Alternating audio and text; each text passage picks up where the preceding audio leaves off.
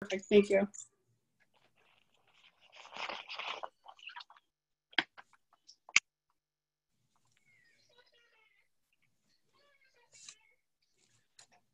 Okay, let's charge that. Good. To the table. There we go. Okay, we're at 118. It's going up.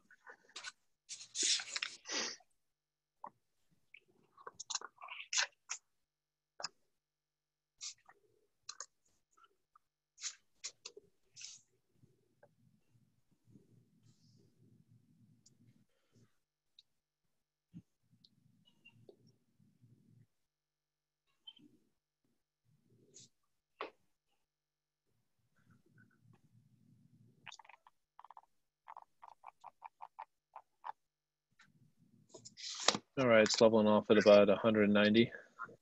Okay.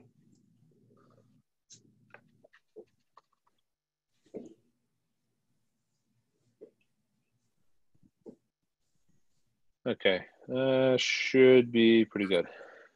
Awesome, thank you.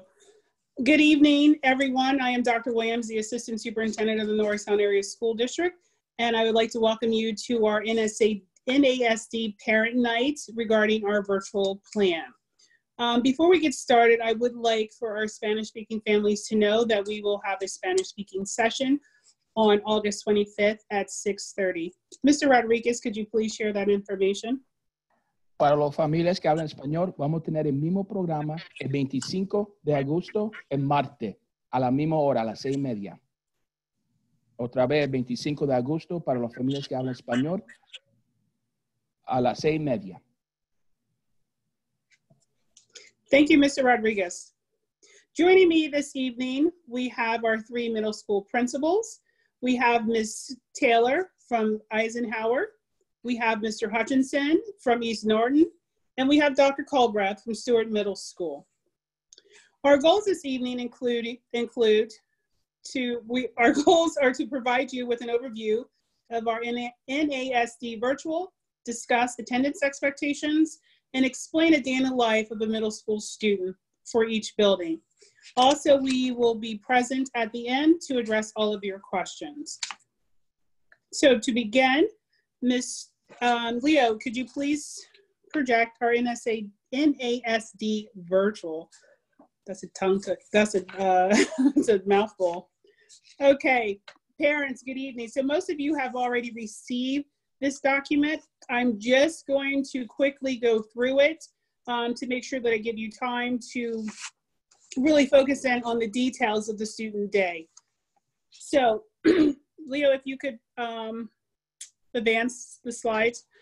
So just to share, to recap, our delivery of instruction will look different this year than it did in the spring.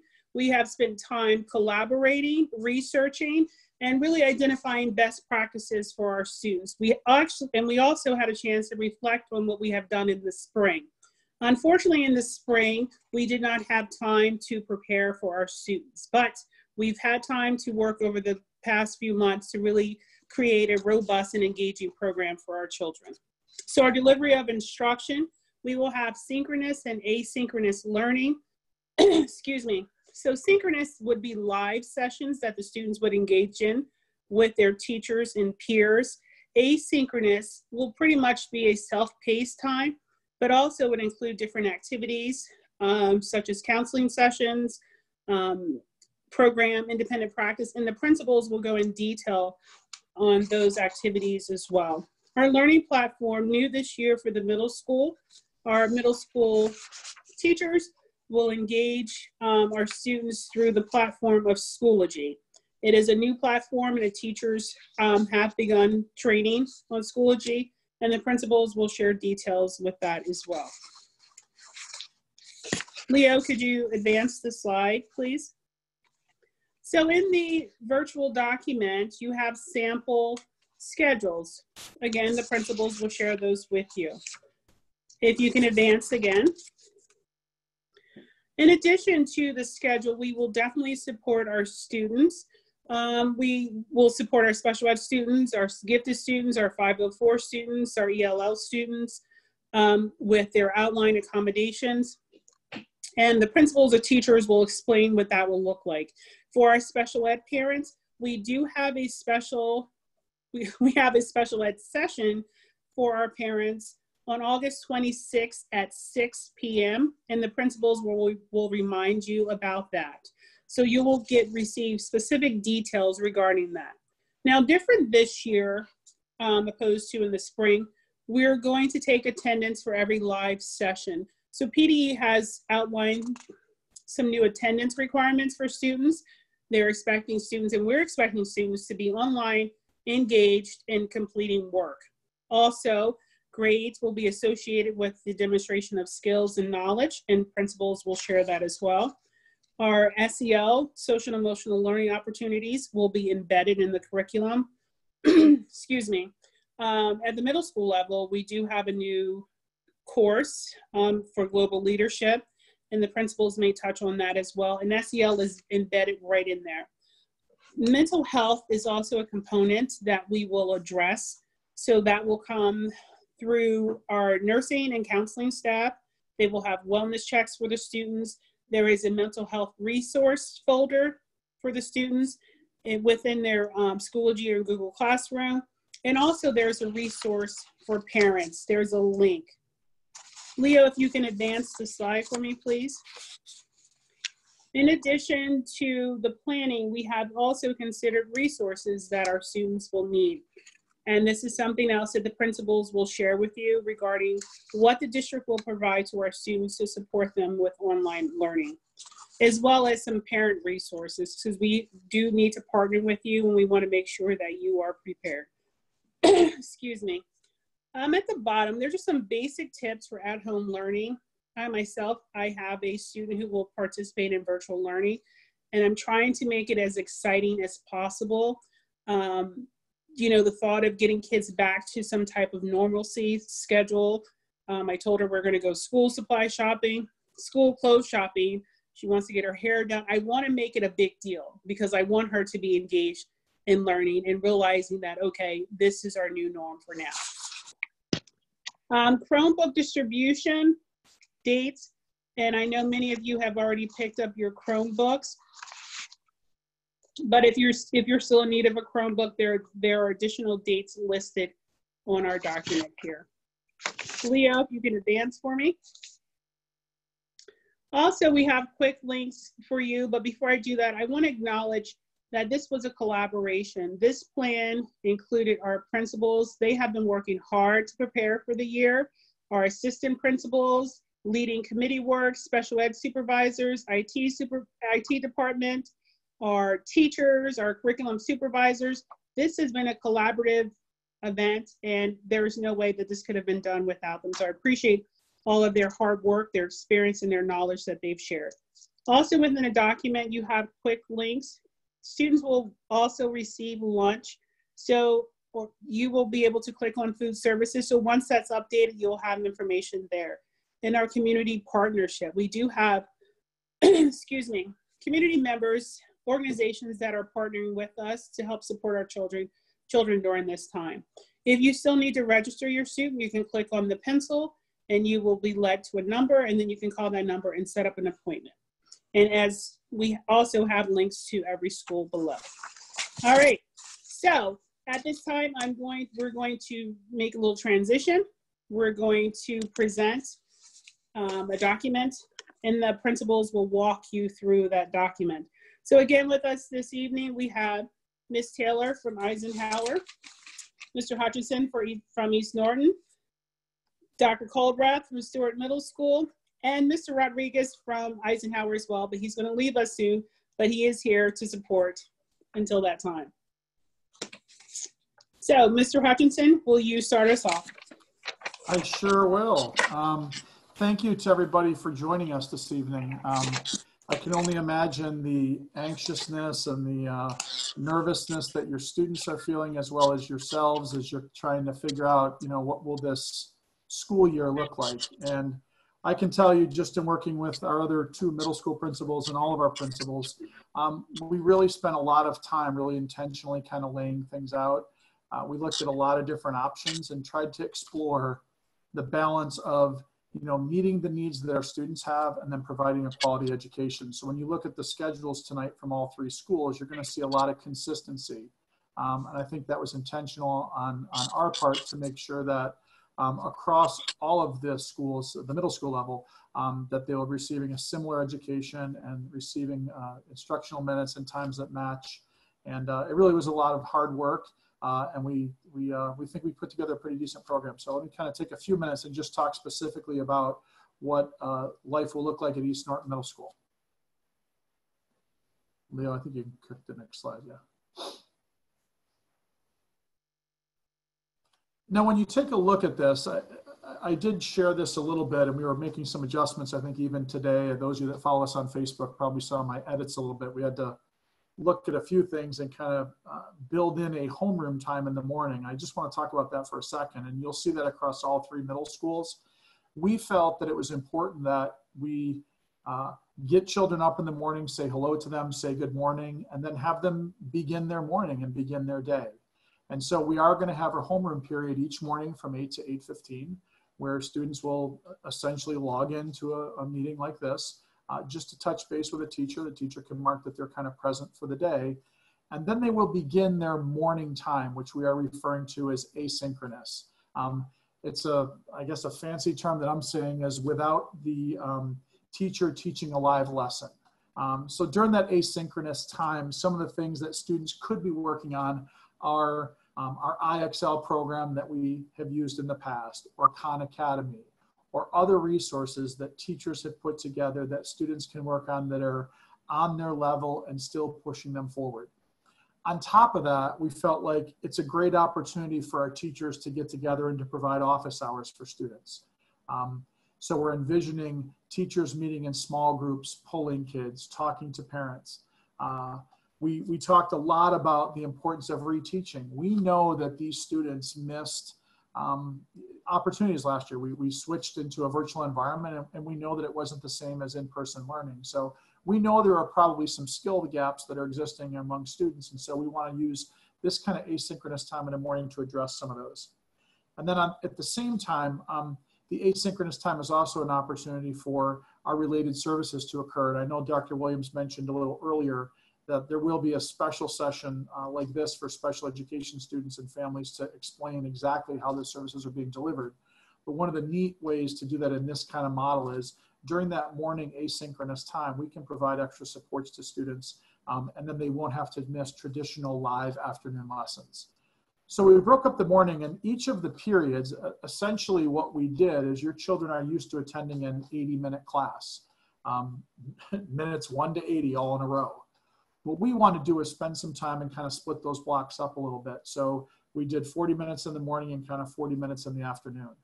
And so that asynchronous time in the morning is that kind of some of the things that may have occurred in a normal classroom. Students might be working on homework. They might be working on worksheet assignments. They may be encouraged to do some reading. But all those things will occur kind of off camera, away from a set time. We do know that maybe those times might not fit all of our students, so we do know that there will be other times that students might be engaging in that work. It may be at 7 or 8 o'clock at night. But the concept is that there's an asynchronous time where children will be working on assignments, working on things that are independent of the teacher, and they can work at their own pace. And then you can see there's a small break built in the morning. And then we have lunch that the schools are all taking together at the same time. And then our afternoon lessons begin.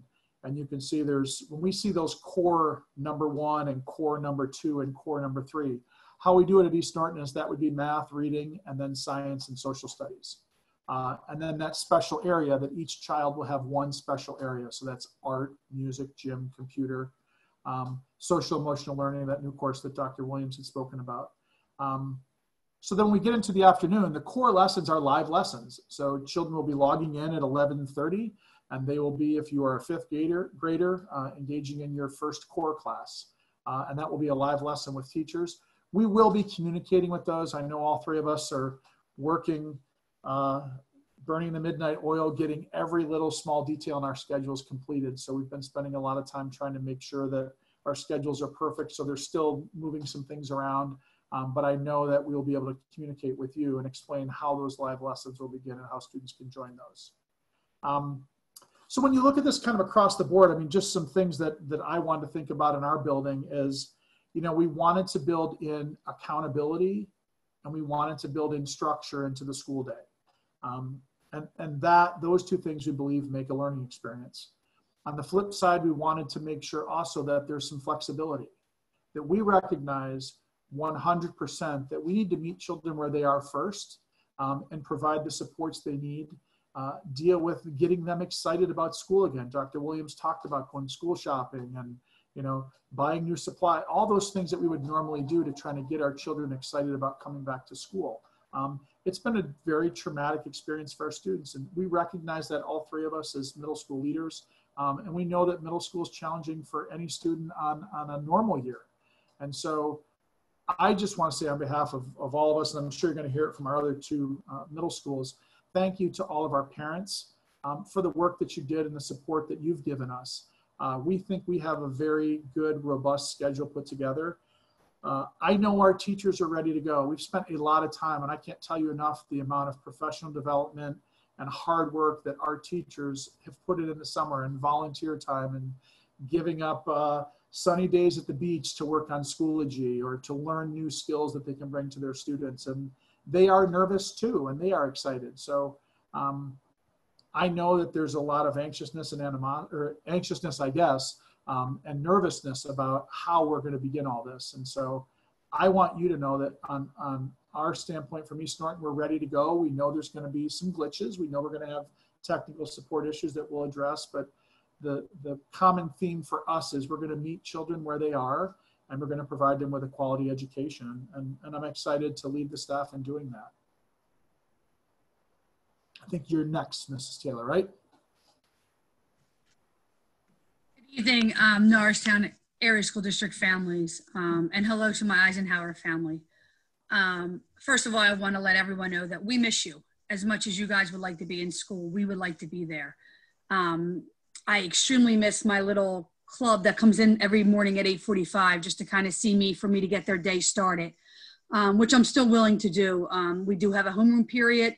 My schedule mirrors East Norriton's with time periods on what's going to take place, but we still want to make sure that we're there to reach out for those students who need to see us every morning. So we will be there. We will be virtually ready to meet our students, to say hello, to get them ready for the start of their 8:15 class. Our morning time, again, will be asynchronous as well as East Norriton's. And during those times, there's a lot going on. Kids can get on their IXL, their Max Scholar, their Lexia. They will be doing some independent activities.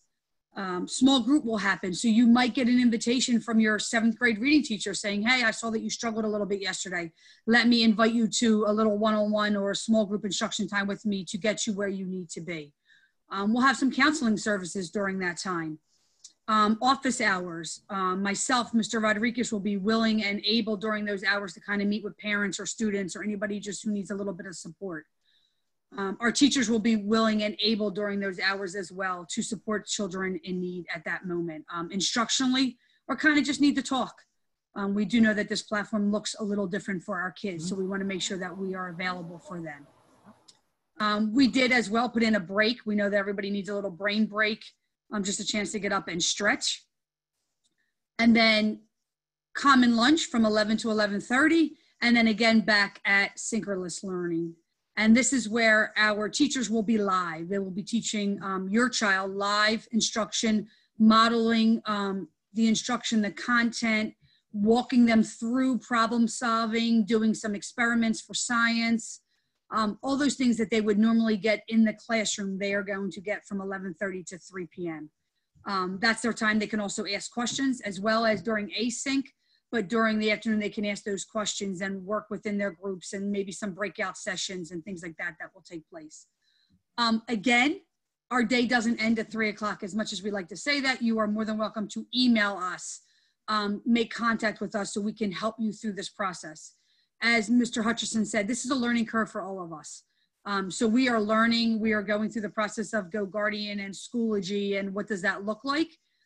So we are willing to take all of your questions and kind of walk you through what that looks like. We can go through a Google Hangout and kind of model for what that looks like and take you through the process of getting on these apps and getting into ClassLink to get your child ready to go for the day.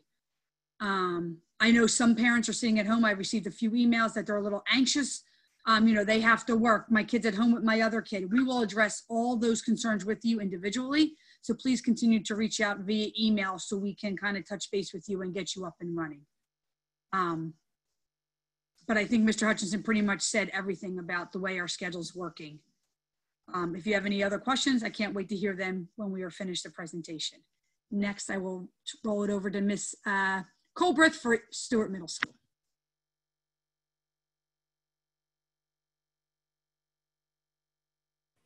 Okay, so just like my colleague said, I mean, we are excited and very willing to support your children through the transition to kind of virtual learning reimagined in Norristown. So thank you for joining us tonight as we explain this. So at Stewart Middle School, we will have the same common start and end time that my colleagues shared at Eisenhower and East Norriton. We're going to start our day with homeroom to give all students a chance to check in with an adult first thing in the morning, just so we can make sure, you know, students are on track. If they have any questions, we can kind of answer those first thing in the morning. And then students by grade level will go into their asynchronous portion of the day. So they'll have their English, math, science, and social studies classes, as well as their special area courses. Like Ms. Taylor said, we're going to have that break for students because even if they were in a school building, even though they're in school from 8:15 until 3 o'clock, they still need an opportunity to kind of stretch and move around a little bit during the day. And then we will have that same common lunch that all the other schools will have as well, all the other middle schools will have. And then after lunch, we're going to start our synchronous instruction. And this is where teachers will be working directly with your children. They will present live lessons. Children have an opportunity to engage in discussions. Some of the new software that we're working on and will be rolling out allows for breakout groups. And so it would be a more authentic learning experience and would mirror much more closely to what would happen in a physical face-to-face classroom. And then they will have those same classes again in the afternoon, this time directly supported by the teacher. During that asynchronous time, it gives a lot of, we do kind of have the gift of time shifted a little bit differently in this virtual model. So students will have the opportunity to participate in lots of small groups. So a lot of what my colleagues already shared, if interaction in the classroom, their assessments, things would lead a teacher, just like a teacher would kind of pull a group of kids aside in the classroom if we were all together in the room, it gives the teacher an opportunity to do that virtually as well. So teacher may call 3 or 4 students or 5 or 6 students to meet with them in that small group during that asynchronous time. It's also a time for our guidance counselors and our other support staff, social workers and other support people to support students just as they would if we were physically in the building. So a lot of student check-ins between case managers, GIEP teachers, guidance counselors, social workers, and sometimes with administration as well. So all of those check-ins will happen kind of during that asynchronous time. So that's one thing that we're really excited about that virtual learning in the spring didn't give us the opportunity for.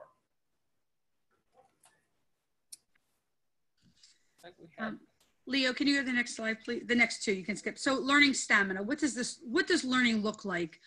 So we're continuing with our, you can go to the next slide, Leo, thank you. Our programs are the same except for they're now on the online platform. So our reading program for all grade levels is still going to be the same. For 5th and 6th grade, we're using our Wonders, which is fully online. So students have that access through their class link on the Chromebook that they've received. Our 7th and 8th graders are My Perspectives. Again, all research-based programs.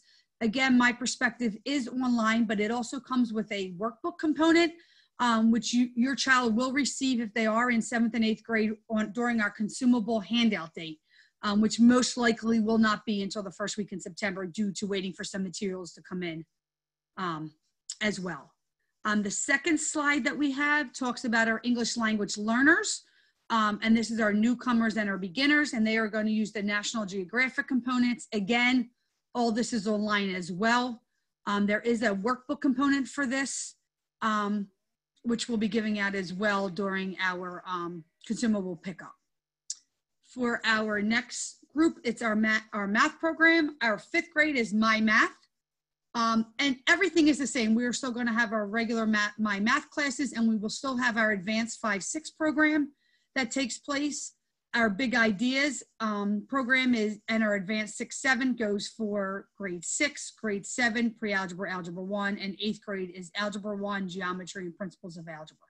Just to kind of explain what math will look like, our 5th grade will receive their My Math workbook during the consumable pickup.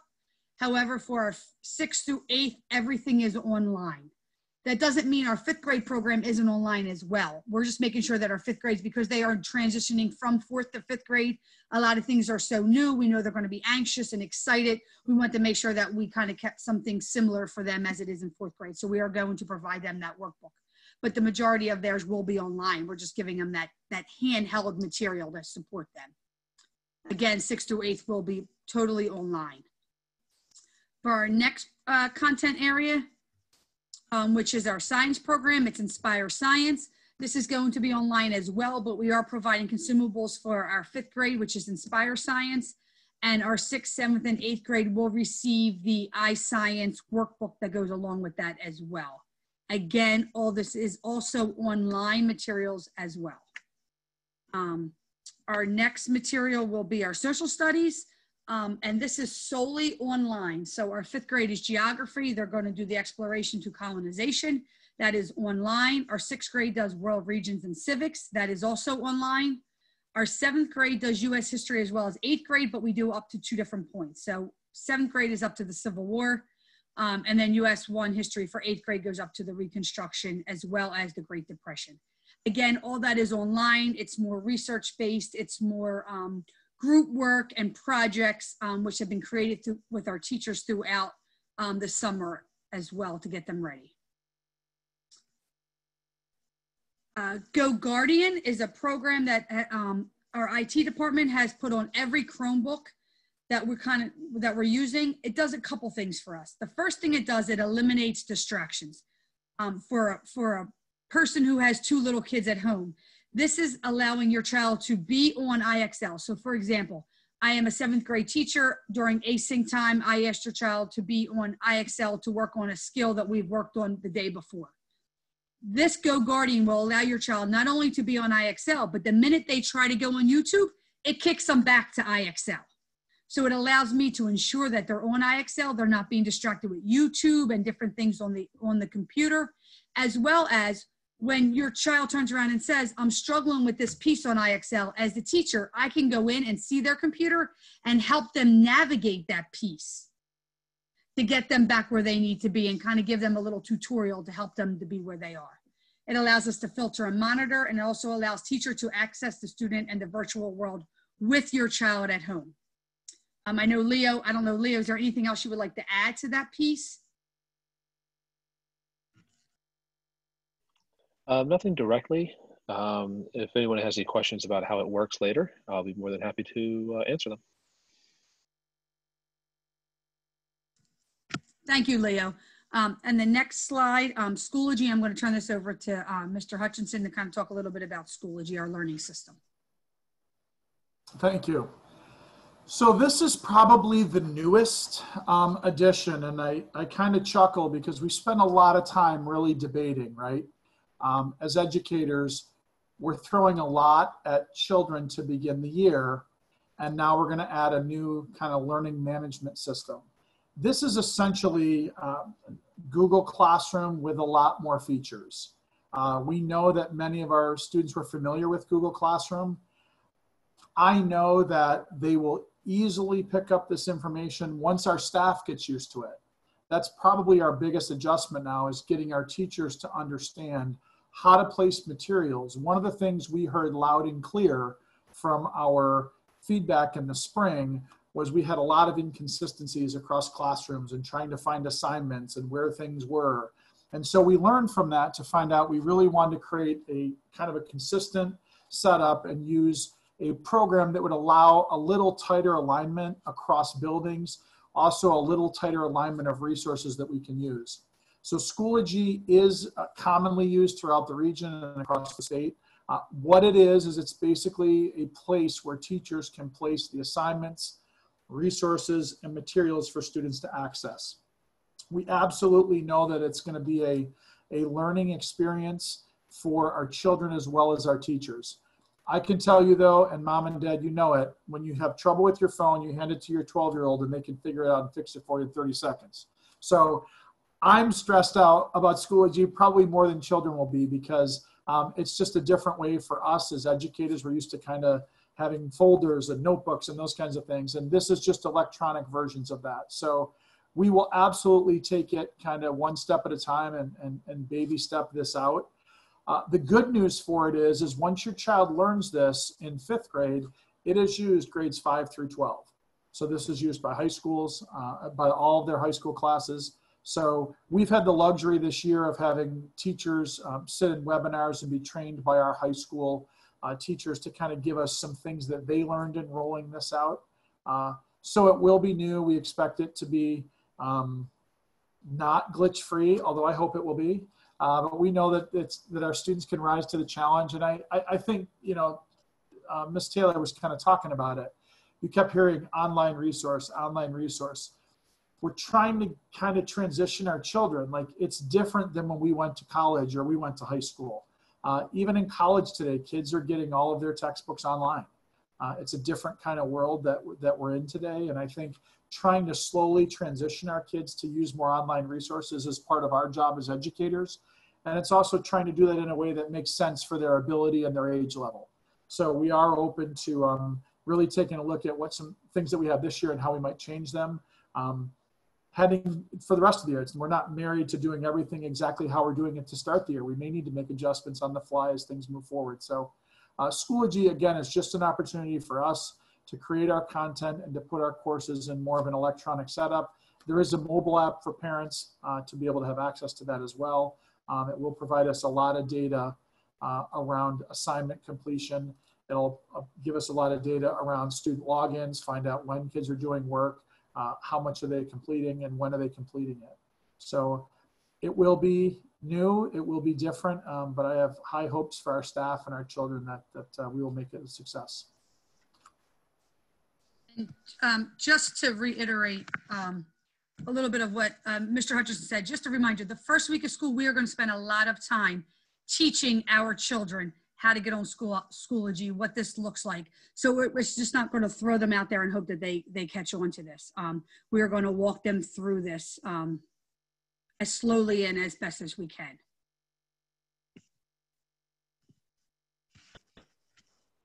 Great. So as Ms. Taylor and Mr. Hutchinson mentioned, I mean, we're making a lot of changes on our end just to ensure that, one, that there's consistency amongst the middle schools so that no matter what school a student's enrolled in, they're getting that same middle school experience throughout the district. Our teachers have been working kind of overtime this summer alongside administration, you know, working amongst themselves. I'm getting teachers calling me at 10, 11 o'clock at night because they're in a group planning and they're like, hey, well, I want to know, how does this work? So, I mean, our teachers have really been working hard to provide kind of a robust learning experience for your children. And they miss your children. They miss being in school as much as your children do. I find myself sometimes sitting in my office and kind of looking out the window at Marshall Street, and I see your kids riding by on their bicycles or they're walking their dogs, and it's like, you know, we just all wish things would be the way that they were before. But we're trying to provide, like Dr. Williams said, we're trying to provide a school experience that mirrors that face-to-face to the greatest extent possible. So one of the things that we worked on a lot over the summer was a grading system. So we wanted to make sure that grades were consistent across the middle schools, from classroom to classroom, from grade level to grade level. So if you could go to the next slide for us. We wanted to make sure that no matter where you are, you understood what the grading was, what it looked like. So we had quite a few teachers that were able to participate in planning that. along with that. So we were able to come to, and across all the special area courses, for example, grading is going to look identical in each of those courses. So it will be a balance between performance assessments and a balance between other assignments, which in music class could be actually performing music, could be a virtual concert. In business class or in tech ed class, it could be building a website. In phys ed class, it could be actually learning and participating in like a virtual team sport. So it could look different in each class, but we wanted to make sure that the grading was common across all those settings. Also with our ELA and social studies and science, we wanted to make sure that we had a consistent balance between tests, quizzes, and performance assessments. So all grades, 5th through 8th, ELA, science, and social studies, 30% of students' grades will be made up of tests, 20% quizzes, and then 50% performance assessments. And the reason we wanted to make sure performance assessments was such a high percentage is we want to make sure that we're balancing our value for what students are doing every day during their synchronous classes and their asynchronous time with how they perform in a moment on a test. And then math, 5th and 6th grade is following the same kind of guidelines with the tests, quizzes, and performance assessments. And one thing you might be asking, well, what is a performance assessment? So we have a list of kind of examples, but it would essentially be anything that's not a test or a quiz. So it could be group projects, it could be essays, it could be discussion boards. Depending on the class, it could look very different. But all of those things that children are doing every day would be considered performance assessments. And then as we get into 7th and 8th grade math, you'll notice that the percentages shift a little bit. And that's just as we're kind of preparing students for high school and that transition to, we know that middle school math courses and the high school math pathways are kind of those gateways to more advanced learning. So we're kind of shifting students into a slightly different perspective and easing them into a grading system that looks a little bit more close to what the high school uses, even though our grading system still places performance assessments at a slightly higher percentage than at the high school, because although we're preparing your children for high school, they're not in high school yet. So we still want to make sure that we're providing that nurturing middle school experience. So the balance shifts a little bit. So by the time they're in algebra or geometry, potentially in 8th grade, performance assessments may have shifted down to 30%, but we still want to make sure that all of those things that they're doing each and every day in class are valued in their grades. And another thing, in the spring, we kind of went with a 2, 3, 4 grading system, and we wanted to make sure that to represent that virtual learning looks very different this fall than it did in the spring. We wanted to roll out a grading system that also reflects that we're placing, so students can understand what the value is in each and every assignment that they're being given. So with that, I think I am passing it back to Ms. Taylor for parent resources. Sorry, I was having trouble unmuting myself. So just some parent resources to make our parents aware of. We are doing, and we've talked about it, we've had it already, the Chromebook distribution. If you did not get a chance to go during the actual time or the date for your school, you can go anytime at this moment. The remaining dates are 8/20, which is tomorrow from 10 to 3, and 8/21 from 8 to 2. Just a reminder that everyone should have a school district Chromebook for our virtual learning. If your child has their own Chromebook sitting at home or their own laptop, we want them to have our school one, because everything we're doing is filtered through our class link, in which what we use for our students. Again, every Chromebook should have came with 1-page written directions. If you do not have that, please let us know. We can get that to you as soon as possible. If you're struggling with anything getting onto the Chromebook, something's going on with the Chromebook, please reach out to either a school administrator or our IT department, one of your counselors, or a teacher. If you have internet access, remember all Chromebooks need internet access. So if you do not have internet access at home or your internet access is struggling, please reach out to our IT department, which I placed their phone number on here as well. Excuse me, Ms. Taylor. Yes. Excuse me, Ms. Taylor. Can I just have Leo clarify real quick about Chromebooks? Leo, are parents able to use their own devices and still have access to the class link? Yes, we are providing Chromebooks to everybody. If you would like to use your own device, you can. We request that you use the NASD student login that we're providing. That way they'll be given the same extensions and the same resources that they would have if they were using our device. Except the functional devices they can use a Chromebook, a Windows computer, or a Mac. The different resources and things will not work on Android or Apple tablets. Thank you. Ms. Taylor, thank you. I just wanted to let parents know if kids, had a device with a larger screen or something, or if they wanted to use their at-home PC. Thank you. Again, so the middle schools, again, working together really hard for a consistent message across all 3 middle schools. We've come up with the school supplies that would support your child when they're at home. Pretty much it's the same supplies that they would need in school if they were coming brick and mortar. However, we do know at the time of COVID-19, many were struggling, all of us.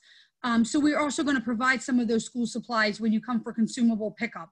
We will have things that we've asked for on our school supplies for you to pick up, such as pencils and copybooks and graphing notebooks, whiteboards, pretty much a clear plastic, a piece of paper and a clear plastic so they can write on whiteboard markers. We're going to provide as much as that as we can. However, if you can provide it for your child, that's great as well. Again, consumables, we will provide a date for you once all materials have arrived for math workbooks, science workbooks, and our reading workbooks. We're just really waiting for those things to arrive within our building. Emergency cards will be done virtually via Schoology, and we will provide more information for that once we have all that set up in Schoology. Leo, can you go to the next slide, please? Again, we have lots of community resources. A great shout out to Julie Knutson and her team. But they've created an entire website on our district website for our community resources. You can go to this website that we're providing on here. But they talk about the food pantry, food and soup kitchens, mental health and behavior needs for our children and our adults. Immediate employment, we know personal friends of mine as well lost jobs through COVID-19. Again, helping us get back on our feet, water, electric, gas, and internet. And then some miscellaneous needs that we need, such as United Way, mental health emergency. OIC offered some babysitting services, and then again, a COVID-19 site for testing. What are some communication tools that will be used at the middle school level? Talking points, Class Dojo, Google Voice, which is a Google phone number that teachers can give to you where you can call them and actually have a one-on-one conversation with them. And again, email.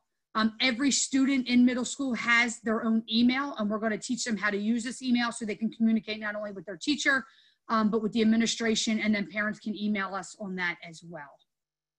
Leo, next slide, please. Just so we're aware, we're going to have a 5th grade orientation.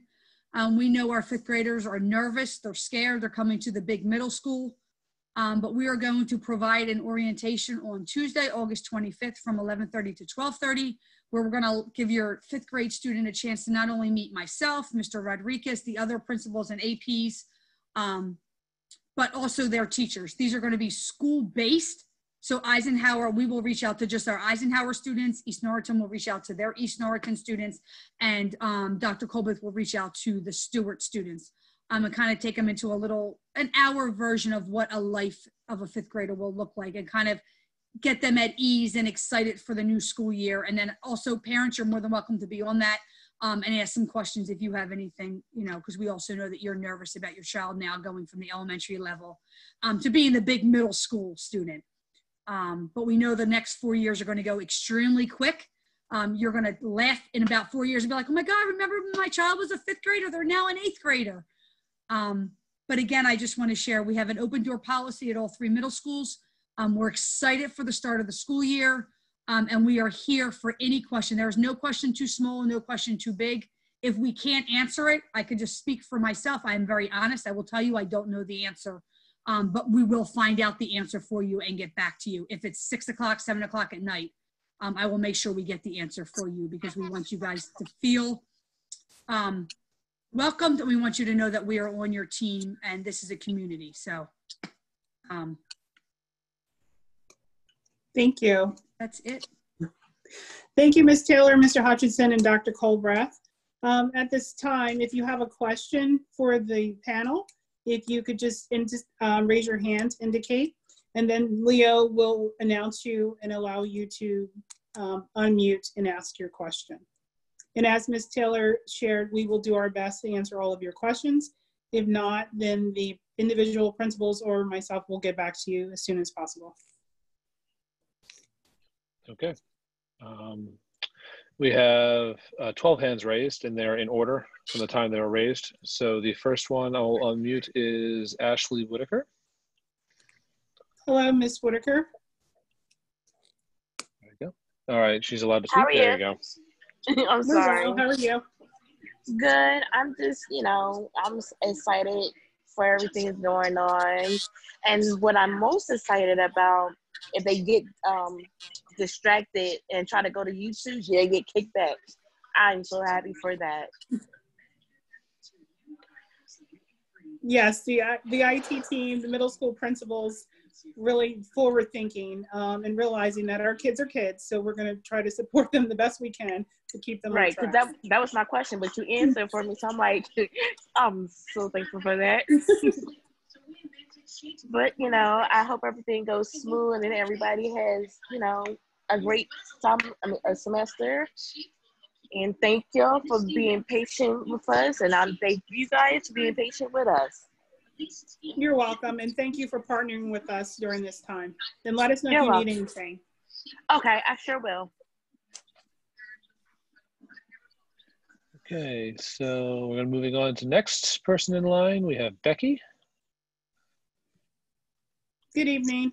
Hi, good evening. First, I want to say thank you very much to everyone.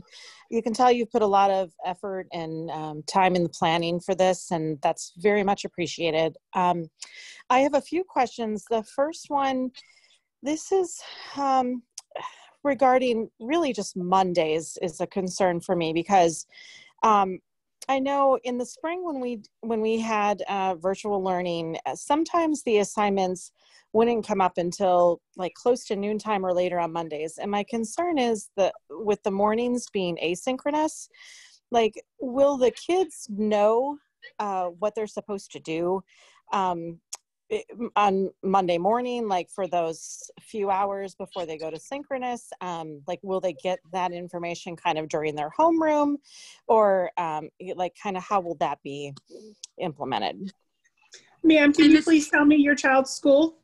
Oh, it's sure. mine. It's Eisenhower. Okay. Yeah. It's Eisenhower. Miss Podesky. It's Miss Taylor. Hi. How are you, honey? So, and then Jeff, Mr. Hutchinson can talk a lot about this. He's like my guru right now for Schoology. So, but pretty much they're going to go into their Schoology, and everything they're going to need is going to be on there. Their assignments that they need to do. Teachers will talk to them on Friday about what they're ready to do for next week, but they're literally going to go in on Monday morning, pull up Schoology, and it's going to tell them what their reading teacher expects them to do, what their math teacher expects them to do, what their science and social studies teacher expects them to do. It's the platform that we're using is actually like embedded into all the instruction we're using, and it's like at the hands of our students. Mr. Hutchinson, you can kind of speak a little bit because I know you're a little better at it than I am. Yeah, and thank you for asking that, because we learned that that was a struggle for parents, right? You're trying to find assignments, and it was click here, click there. One of the things we did, and I'm going to share it with the other two principals, is we kind of had our teachers come up with kind of a format that's, Monday's a red folder, and Tuesday's a green folder, and Wednesday's a purple folder. And so we're really trying to get the teachers to get that stuff in there on Sunday so that kids can see at least what's going on Monday and try to get those assignments in ahead of time. The struggle with it too, though, is on the flip side is we want our teachers to really make sure that kids have mastered the content. We don't want to just have them stuffing assignments in there and they may not have covered that material in class. So we hear you loud and clear. That absolutely was a struggle and was an issue. And we do know our staff and our teachers are aware. And so we're trying to have some sort of uniform format so that parents can have a much easier time of finding the assignments. And Schoology is a lot easier. Google Classroom had that long line of stuff in a row and it was hard to find. So I hope this is better. I think it will be. Ms. Fedesky, just so you're aware, the expectation is that teachers aren't not online during async. So they should be on there checking through our Goguardian that we talked earlier. They can go in and see which kids are online and which kids aren't online and which our kids are doing. So it would be, you know, hey, I see you're not doing this. I need you to get online and things like that. Or call and say, hey, you know, Ms. Fedesky, your son's not online. And this, so it's going to be that great partnership because now we're able to see what's taking place during the virtual async part of learning. Great, thank you. My next question is kind of piggyback to this, where homework. So, like, how much homework do you guys anticipate that they may have to be doing at night? And also, is any of the asynchronous time in the morning to be used for homework purposes? Because I can completely hear my son right now telling me at night, oh no, mommy, I can do this in the morning. Yeah, I hear where you're coming from. We also have, I need us to understand something though. We are asking kids a lot of time for screen time. So we also want to be aware, like we're giving them homework assignments and they're going to be able to do homework assignments, but homework is just independent practice. We want them to be able to master what we taught them. So, you know, honestly, if they're doing it during async time or they're doing it at 4:30, you know, that's kind of, does it matter? It's the point is, are they practicing what they've learned and are they mastering what they learned? But we also need to remember that if it's something they're doing online and they just spent from 8 to 3 o'clock online, I honestly don't want kids spending 4 to 6 online either. That is a lot of screen time for children. So it's also us making sure as educators that we're allowing them time for independent practice and getting some of that homework done. Doesn't mean we're not going to give them any homework after 3 o'clock, but it's also not going to be a Monday through Thursday homework every day for 2 hours either. My counterpartners can talk about it as well, but I don't think that's where we are. Okay. And then I also was wondering about instruments. Is there any plan to do anything at all for kids that were in instruments prior to the, I guess, the go to home? We're still working out the details of our music program. So principals will share that out as soon as we get all those details. Okay. And I promise I'm almost done. The Miss Taylor, what about uniforms? I know it seems like a silly question because the kids are going to be at home. However, I want to make sure that, you know, if there is some sort of requirement that we're aware of it. So we're going to ask the kids to dress appropriately. I know my kids are cheering in the background. We don't have to wear uniforms. Just tell them they're coming back to me in January. So that might change. But right now we just want to, you know, they have to have a shirt on. They have to have clothes on. Look presentable. Your classmates are going to see you. I'm going to see you. So we're just asking them to look presentable. Make sure they have clothes on. Make sure they're presentable. Make sure their t-shirt isn't offensive. All the same rules that they know that I tell the kids all the time, if you know I'm going to say something, don't wear it. We're just asking them to be presentable. Okay. And lastly, teacher assignments. Do you know when we might get those? So they are in the system. We are ready to roll. I think the struggle that I know Dr. Colbreth and Mr. Hutchinson and I have been talking about is normally what happens the first day of school, the kids come into the building, we call them by homeroom, they get their roster and they go on for the day. They know exactly what to do. Because Schoology is new to them, virtual learning is a little new to them, we're still trying to iron out with our teachers on what and how that's going to look like so we can make sure kids understand their assignments. So hopefully we can get that together by this week and then get kids their assignments by next week so they know what they're ready for when they start on August 31st. Okay, great. Well, thank you so much again. I'll give the floor to the next person. Thank you. Okay. Yep. Thank you. Next up is Desiree. Good evening.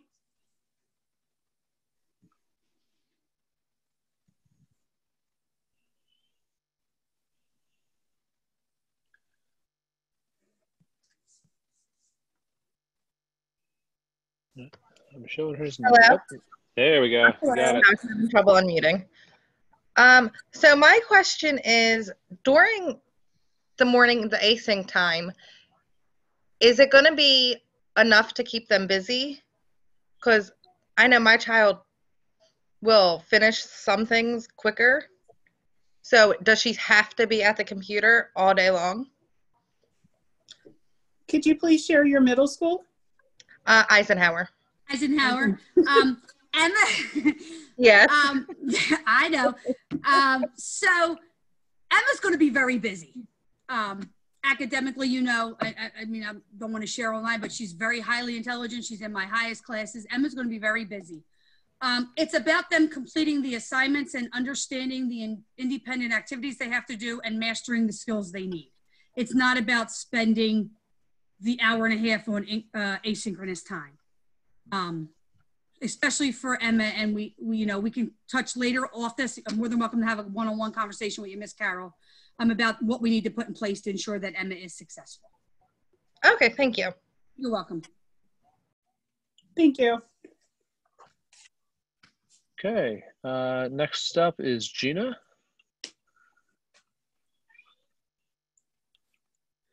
Good evening.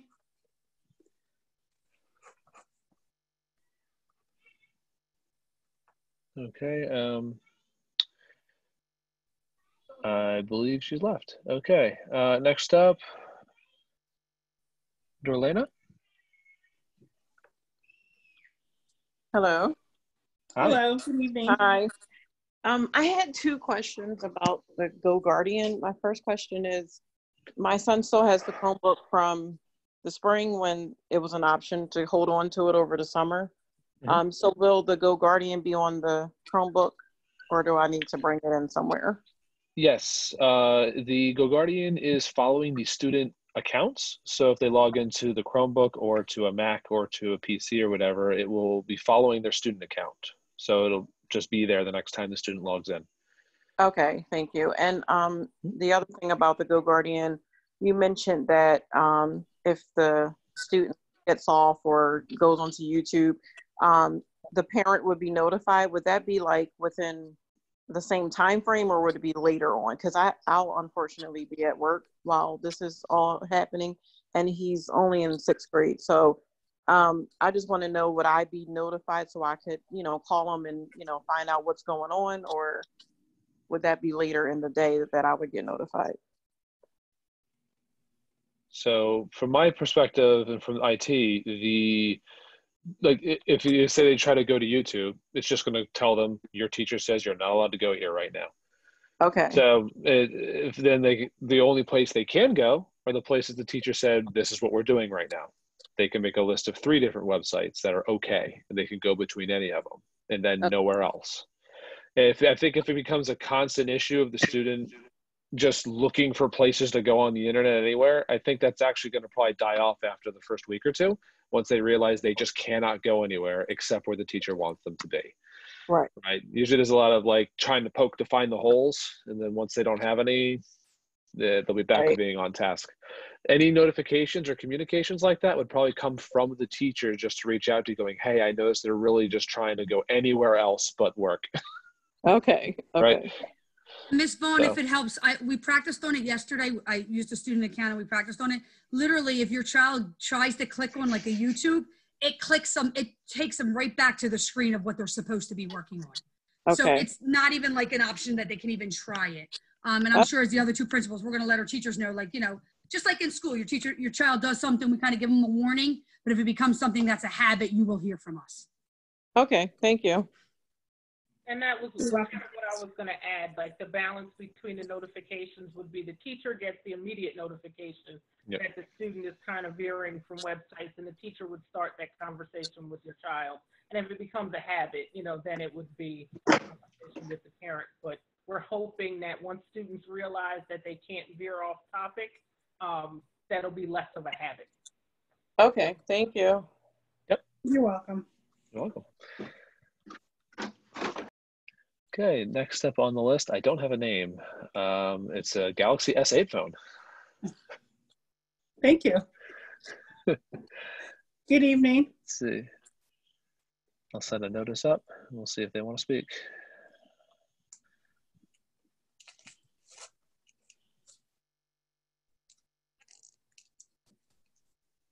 Okay, we'll move on to the next. Patty.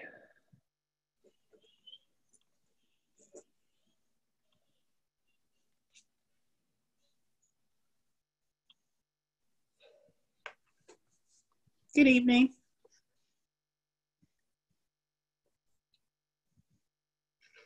Is she there? She's here. The microphone's still muted though. Oh, okay. Okay, we'll move on to the next. And if they'd like to come back around, they can just put their hand back up. Okay. All right, next I have Rod. Rod? Can you hear me? We hear you. Yes, sir. Good evening.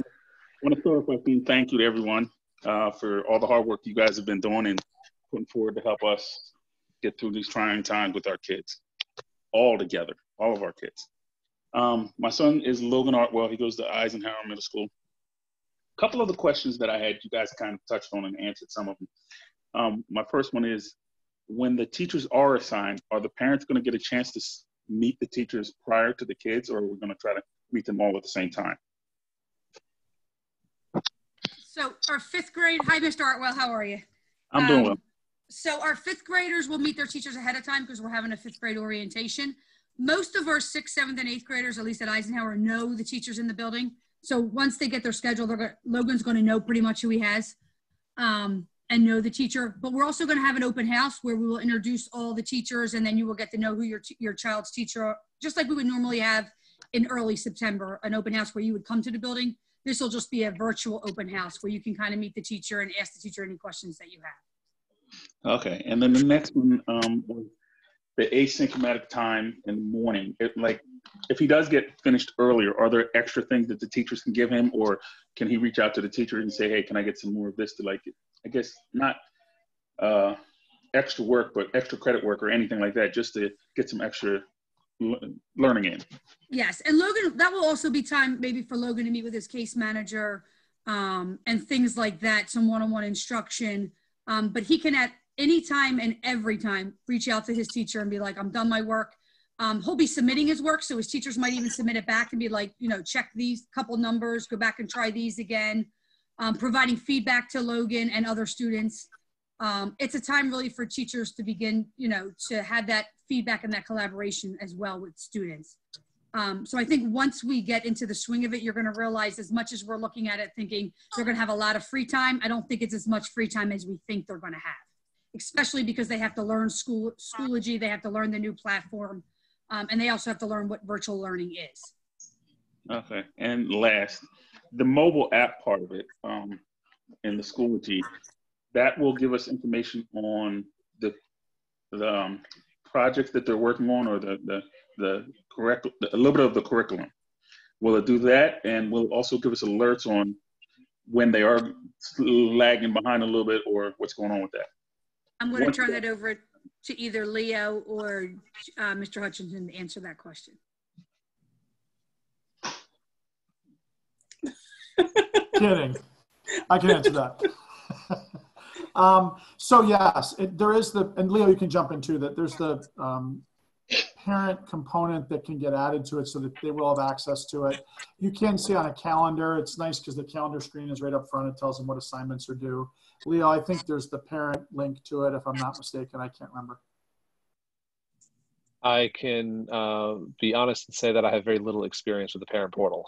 I have a little bit with eSchool's parent portal, as we were working on it last year to get it launched. Schoology's parent portal, I'm not entirely familiar with. I'm sorry. And there's a bunch of apps and videos out there. I know it does that. I just can't speak to exactly how it looks and how you're connected to it, but I know 100% it does that. You can find a YouTube video that'll give you really good examples. Okay, and you guys are hoping to have this up at least by the second week of school? Yeah, it's up now. I mean, the teachers are playing with it now and they're adding assignments. It's going to take us time to get children in. Like the weird time is going to be that first asynchronous time, right? Because they haven't met their teacher yet. Like on day one, what are they doing from 8 to 11:30? We'll catch them in at 11:30 and we'll talk to them about how to use Schoology and spend a lot of time that first week doing that. And this is kind of a real time thing. So like if he has a project that he's doing today and I come home at 6 o'clock, I can look at it and say, okay, this is where what he achieved and what he didn't achieve. Yes, if it's turned in, just a lot like you saw last year on Google Classroom, where you could see if they turned stuff in or not. You'll be able to have access to all that. And it's going to be, it's way more robust. It's just a question of, it can do a lot of things, but we just want to roll it out very slow so it's not too much too soon and then it gets overly confusing to people. All right. Thank you very much. Once again, thank you all very much for all the hard work you've been doing. You're welcome. Have a good evening. Thank you. Okay, next up in the list, I have Chelsea. Hey, everyone. Good evening. So thanks for all your hard work. I just wanted, so Christopher's going to be going to Stewart. And I'm actually really glad to hear about the Goguardian, but I did have a question. Excuse my 2-year-old in the background. So the YouTube thing, he's actually, we had a problem last year. Where he's actually getting on outside of school hours. Is there a way that we can stop him just completely from getting on YouTube? Like, so I can speak to that. Yeah, I can speak to that. There is a parent portion for Goguardian that I'm currently reading about to give out, so you can control what your student is doing on their device after school hours are done, so you can help guide their instruction a little bit. I don't have it ready to give out right now, but I should hopefully have it ready before school begins on how you'll be able to connect and help monitor off-hour stuff. So you're not going to go in while the teacher's providing instruction, but then after the set school day is over, it should hand off to you so you can help and say, okay, well, I know that you're supposed to be doing this, so boop. And you can help. Great. Yeah, that's great. He, like after school when he's supposed to be doing stuff, he decides to go on YouTube. Yeah. All right. My daughter too. Don't worry. It's the same. Yep. That's not what it's for, there, buddy. Leo and Dr. Williams, I just want to reiterate, because I noticed that a lot of the questions have to do with the async time. We have a lot of programs too that the children are on, like IXL, Max Scholar, and those things that they can go in and do them. You know, they're going to be assigned a lot of assignments in there, so they can go in there at all times and always go back in and do more work within their IXL, because it takes them according to their instructional level as well as their grade level. So IXL is always an option, or Khan Academy, for all of our students at the middle school level for extra support. Awesome. Thank you. All right. Okay. Next one on the list, I see Rachel or Rochelle. I don't know which. Hi, can you hear me? Yes. Hi, it's Rachel. My student is at East Norton Middle School. I was looking for a 6th grade reading list, and I was told there wasn't one. In past, I have gotten one from the library when I didn't receive one from the district, but they're closed. So I'm wondering why there is not a reading list for this school year. Yeah, we spent a lot of time talking about that and trying to figure out how we were going to release that and if we were going to. And we made a very conscientious decision as a school this summer to not do our reading lists and to let kids, it was a stressful end of the school year. We figured that parents would certainly encourage reading on their own. And so we made a very deliberate decision. The reading lists will be coming back next summer. We'll go right back at it as normal. But we thought, in light of everything that was going on right now, we just made a very concrete decision not to do that this year. There's not even a suggested reading list for those of us who do want to encourage reading? Yes, yes, the American Library Association, I can certainly provide one for you. There are tons of reading lists out there, but I can, if you want, afterwards, if you find my email on our website, you can send that to me, or I can give it to you now, and I can certainly send you a reading list tomorrow morning. Okay. And then my second question was, my daughter was asking if there are going to be workbooks provided for math. Are there going to be any books provided, or is everything strictly going to be online? She was hoping for a math workbook is what she was hoping for, like they have gotten in previous years. Yeah, so in the 6th grade level, no. They did have those in 5th grade. They got the 2 workbooks, but as they move up, they won't have those. There will be online resources that teachers will provide, but there will not be like the traditional workbook that they saw in 5th grade in 6th grade. Okay.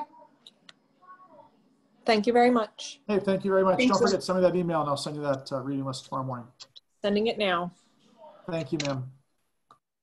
All right, moving on to the next.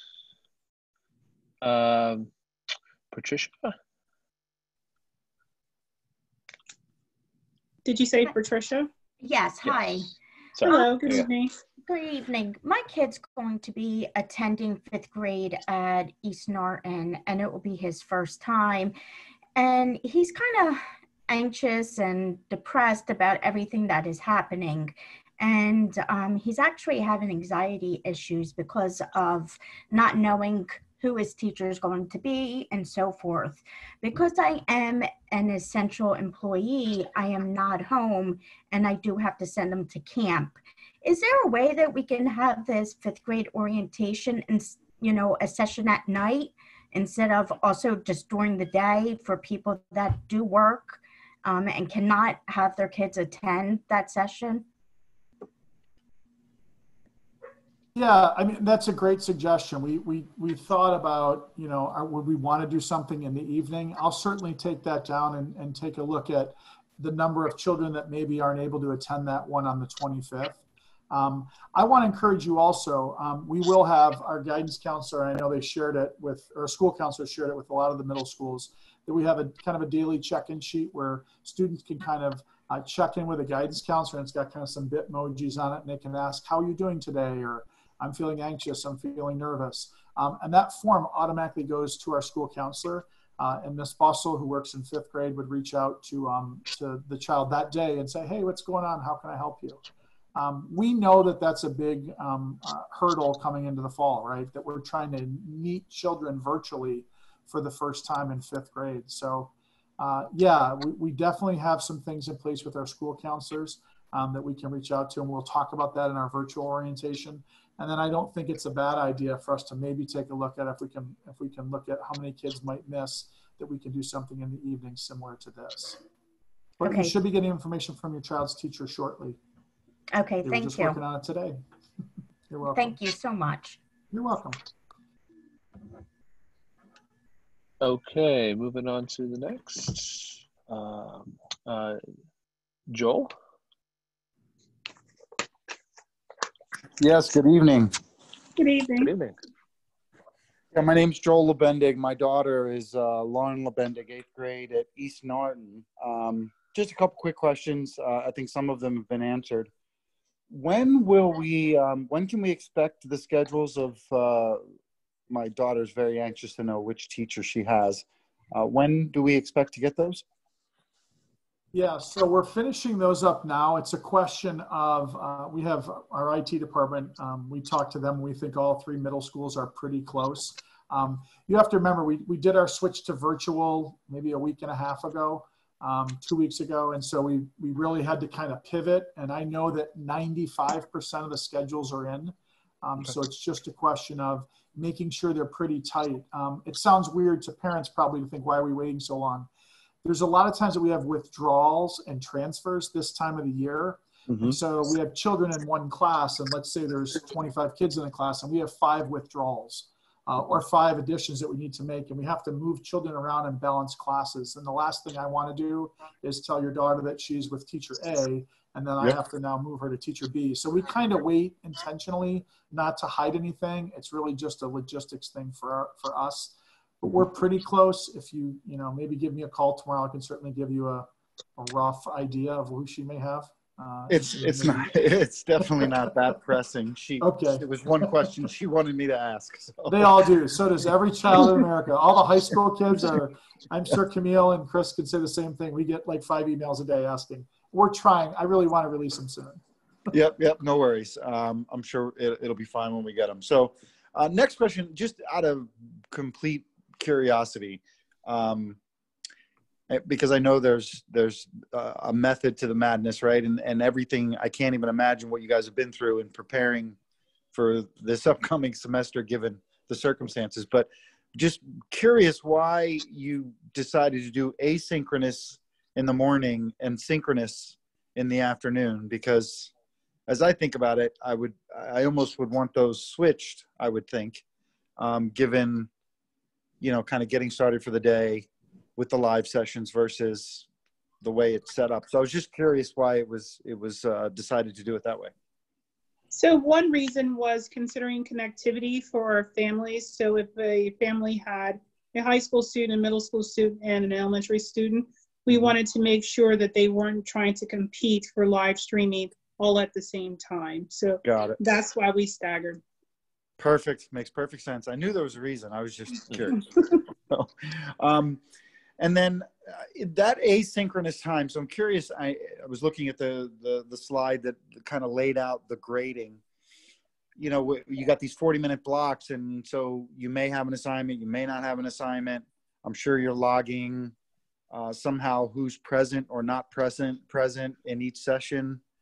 Are you logging or trying to log in a way that, they were only on for 10 minutes versus the full 40 minutes? Is that go into, is that being taken into consideration for students that may work faster, or maybe they already got it done, or obviously not seeing how the assignments are going to be laid out yet. I'm not sure if the question's even pertinent, but just thought I'd ask. Sure. No, we're certainly not going to measure grades based on seat time. We are, however, treating those afternoon sections as live classes. So sure. One of the things I'm going to be working on teachers in the professional development next week is, what does a live lesson look like? Right. Because we still want to use good teaching. Live lessons should not be me at a machine lecturing and you watching me. So we're anticipating some start, stop, I do, we do, you do. We kind of mix things up. Hey, here's your assignment today. Tomorrow during your asynchronous time, I want you to write your rough draft. So when you come here at 12:30, you have it. So that's the intention. I know that we're going to have to play with that and what that looks like. And I'm the same as you. I'm kind of like, okay, this is what's in our head. And I hope it rolls out that way. I feel pretty confident, but we may have to make some shifts. But the idea is that asynchronous time in the morning, and Chris talked about a little bit from Eisenhower, was we don't want to lock kids into those time slots, because you may need to help them. So children may want to work at those at 7 p.m. We didn't want to necessarily be stuck like that. But we also don't want to say, for you, after 8 hours of work, you come home from work and ta-da, now you got to help your kid for 4 more hours. I mean, we're trying to eliminate that as well. So we tried to marry kind of both of those two ideas. Yeah, it just seemed like, you're talking, the way the schedule's laid out, it's 3+ hours, right, up and through lunch, where I could see a lot of potential downtime, which I'm a little nervous about. She's pretty self-sufficient and self-motivated, but yeah, it just seems like there's a lot of time built in there for, I'll say, downtime. So no, and we're aware. I would agree. I think when you look at that, I mean, that's where it's going to be important and critical for our teachers to make sure we're giving meaningful assignments and meaningful lessons, because you're right. We can't just say, hey, this is the time. And, Dr. Williams is talking about accountability. Like, it's not just going to be, well, do what you want. We'll see you at 11:30. I mean, that's why we're making them wake up at 8 o'clock. But I hear what you're saying. So are there days where there's less work than other days? Absolutely. Camille, I don't know if you want to add to that, or Chris. The only thing I really want to say is that's when we need our parents to kind of email us and kind of tell us what's going on, because in school, we're in classrooms, so we know what kids are doing and if there's downtime or not. But at home, it's a little harder for us as the administrators. So that's where the partnership between us and our families really come into play here. And we really need our parents to kind of email them. It's like, look, last week my child had a lot of downtime during async and they were done within 20 minutes. And then that gives us the time to start meeting with our teacher and be like, yo, this class, and we can kind of see how we can navigate that a little differently. So really, we're just going to ask for our parents to kind of keep reaching out to us and kind of giving us some of that input that's going to help us drive some of the decisions we're going to make each week. So that's good. Thank you for that. I really appreciate it. And that's good. Great answers. Two final questions around Goguardian. So you had mentioned during the presentation initially, as you were working through it, that there was, an option for, I guess the student raises his hand, right? Much like we have in this presentation. They raise their hand, want to ask a question. They're not sure, I'm not getting it. The teacher can take some one-on-one with that student to kind of help them through that. I would imagine that's going to be a little tricky. Not tricky in that it can't be done, but from a time perspective, given the allocated time for that block, it seems like, versus in a classroom, I could see it working a little more smoothly, if that makes sense.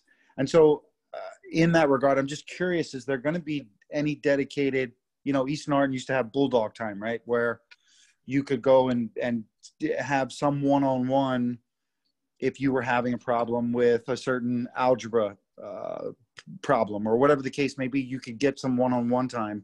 Is any of that kind of available, or will that be during asynchronous time or at some other point if there's something they're just not getting because there's not enough time with 25 plus kids in a class to really do the one-on-one that someone might need? Right. So that is what we're envisioning, that asynchronous time. So your daughter to check in and say, hey, to, her Algebra 1 teacher or geometry, Mr. Grego, I need this help, blah, blah, blah. And then he'll say, why don't we meet tomorrow morning at 9 a.m. I have my office hour set up. You can come in and do Perfect. that. And the other piece we're trying to do is just, you're right. Like a lot of the comments you make are things we're really thinking about and making sure. And like Chris said, is just keeping us informed about what's going on. Yep. Sometimes that's really, really helpful. And I think a lot of times parents I don't want to be that parent to email, or I'm afraid. We really encourage that because it's really important for us. I know you do a great job of, reaching out to our teachers, and we appreciate that. So any parent that's listening out there, we definitely like to hear any information you may have. So thanks for your questions.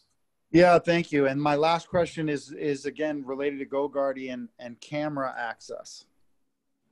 Can you talk to me about that? I'm a little nervous. Sure. I got you. Don't worry.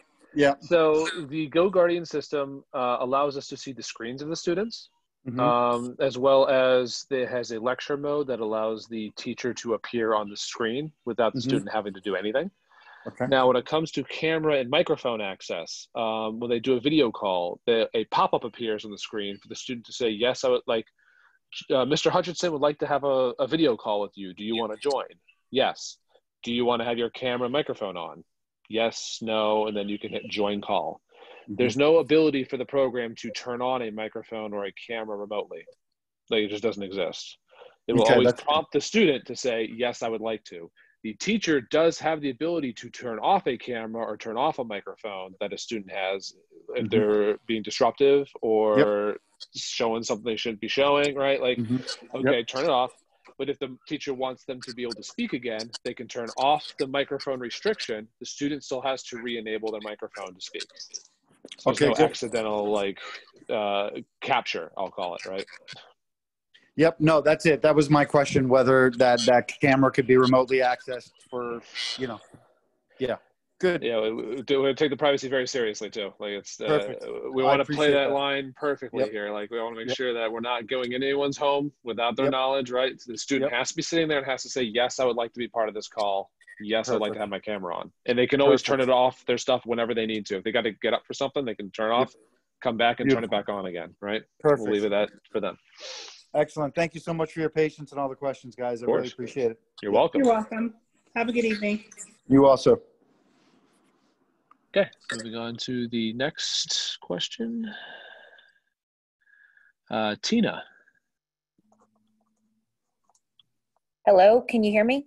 We do. Yes, ma'am. Good evening. Good evening, and thank you for all the hard work. This is truly incredible what all this teachers and administrators have done. Anyway, my daughter is a student at East Norriton Middle School. My questions are more regarding the special class, the specials. How are they going to work? I know you talked about music and like chorus and gym and art. Like, how are they going to work? Is it going to all be virtual? And also for students that are in Discovery, how is that going to work? Yeah, so let me take the Discovery piece first. I did work with Mrs. Strickland, and I know Dr. Williams oversees that program as well. And we do have a schedule set up with her that she'll be taking your daughter just like we have done in previous years. So Discovery will still occur like normal. Okay. The music one's the one we're trying to work through. Initially, right now in this first quarter, how we did it is I just have general music classes because we have to have the kids kind of travel by homeroom for this first round of classes. And really, if we come back in the building, sometimes we have to look at, how much commingling is allowed to occur. So this first round, there's a general music, there's art, gym, computer. We randomly assigned homerooms to a special area for this first quarter. And then I've already had some conversations with the Eisenhower music person, our music people, to figure out how can we do a virtual chorus or how can we do virtual instruments. It's trickier than you think, but John and Kristen are very open to doing it. Dr. Williams, I don't know if you want to add anything to it. I know you've been kind of involved with the Gifted program and how we're setting that up in the music. Yes, with Gifted, they will still support the children via their GIEPs. The Gifted teachers have been collaborating, and we will continue to provide them with PD to make sure that their lessons are engaging via the online platform as well. So everything should be pretty much the same, except that it will be virtual. And we're even looking at researching, like additional competitions, see what's out there for our gifted students so that they can still participate in all of the gifted competitions or academic competitions that are offered. Okay, that's great. And what about, I'll call it extracurriculars. I know we started, it was great, Best Buddies last year, student council, things like that. I know maybe that's a stretch, but are we going to try to do any of those virtual? Yes, and I'm proud to say, Mrs. Bussell and Mr. Schweck and those guys that did Best Buddies, we're going to do that across many schools in the district now. They did such a great job with that. So we're trying to figure out how does that look? What does Best Buddies look like? What does Student Council look like? So the plan is I should say it this way, the charge that Dr. Williams gave us is let's make the best, most high quality instruction we can provide our kids. And so we need to provide those extracurriculars and we need to offer those. The hard part now is let's get the school up and running, and then I'll talk with Mr. Davis and figure out, okay, how are we going to have a virtual election? How does that look? What software can I use to do that? Probably let's make sure there's no collusion and vote stuffing and all that stuff. So I got to work through that. But yeah, I'm excited for it. So I think those things will be neat. And I don't know if Camille and Chris, if you want to talk about extracurriculars, I'm sure it's the same thing. Absolutely. We're looking at offering a robust set of extracurricular opportunities. I know I spent part of this morning with Girls on the Run, and they're looking at transitioning the program to virtual, kind of how they started in the spring, and extending that into the fall. So we are definitely looking to see how can we offer all of those things that make school virtually. So it's going to be a learning experience for all of us, but we're definitely committed to making those things happen remotely. Okay, thank you. That's awesome. Thank you very much to everyone. You're welcome.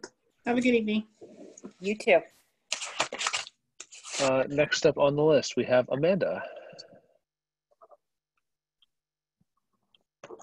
Can you hear me? Yes, ma'am. Okay. I had two questions. It's almost similar to the previous parent. If our child was in the process of being tested for gifted, how will that continue?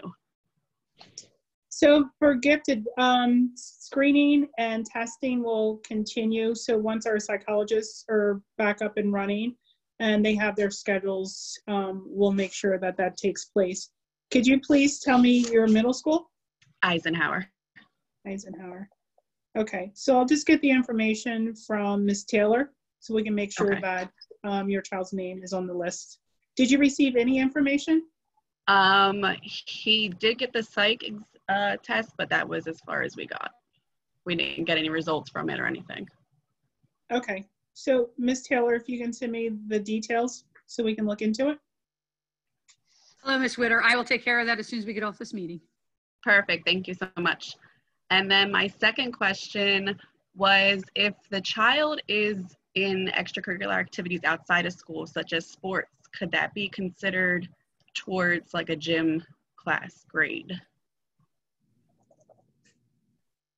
And that is not typically, I mean, really... someone can, you know, share with me, but that's not typically at the middle school.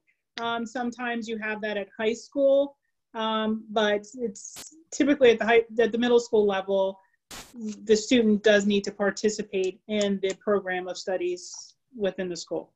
Yes, I wasn't saying for him not to. I was just saying, you know, would it be considered more or not to take place of it? No, I understand, but they would not receive extra credit for you know, participating in maybe a track club or something like that. Okay. Is that your question? Yeah, that's fine. Okay. Thank you. That would be it. Thank you. Have a good evening. You too. Thanks. Next up on the list, I have Lori.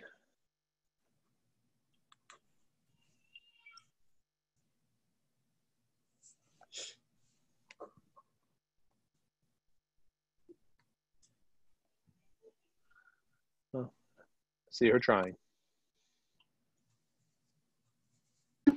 I'm trying. Can you hear me? Got it. Yes, ma'am. Yay. Thank you guys for all you're doing. I have a 7th grader at Stewart Middle School. My question was about the homeroom time. Since that homeroom is in the morning during the asynchronous time of the day, are they required to be logging on at 8 a.m.? Is it going to be like office hours? How will that work? Thanks for that question, Mrs. Logan. How are you? I'm great. How are you? Good. So yes, homeroom will be a live check-in where we're asking students to check in with their teachers. That way we made that contact first thing in the morning. And it's not that, you know, we do the contact first thing in the morning and then they wouldn't see their teachers again until 11:30, because the expectation during that asynchronous time is that students will be working with guidance counselors throughout the day. They will be working with support staff throughout the day. They will be working with in small groups with their teachers throughout the day.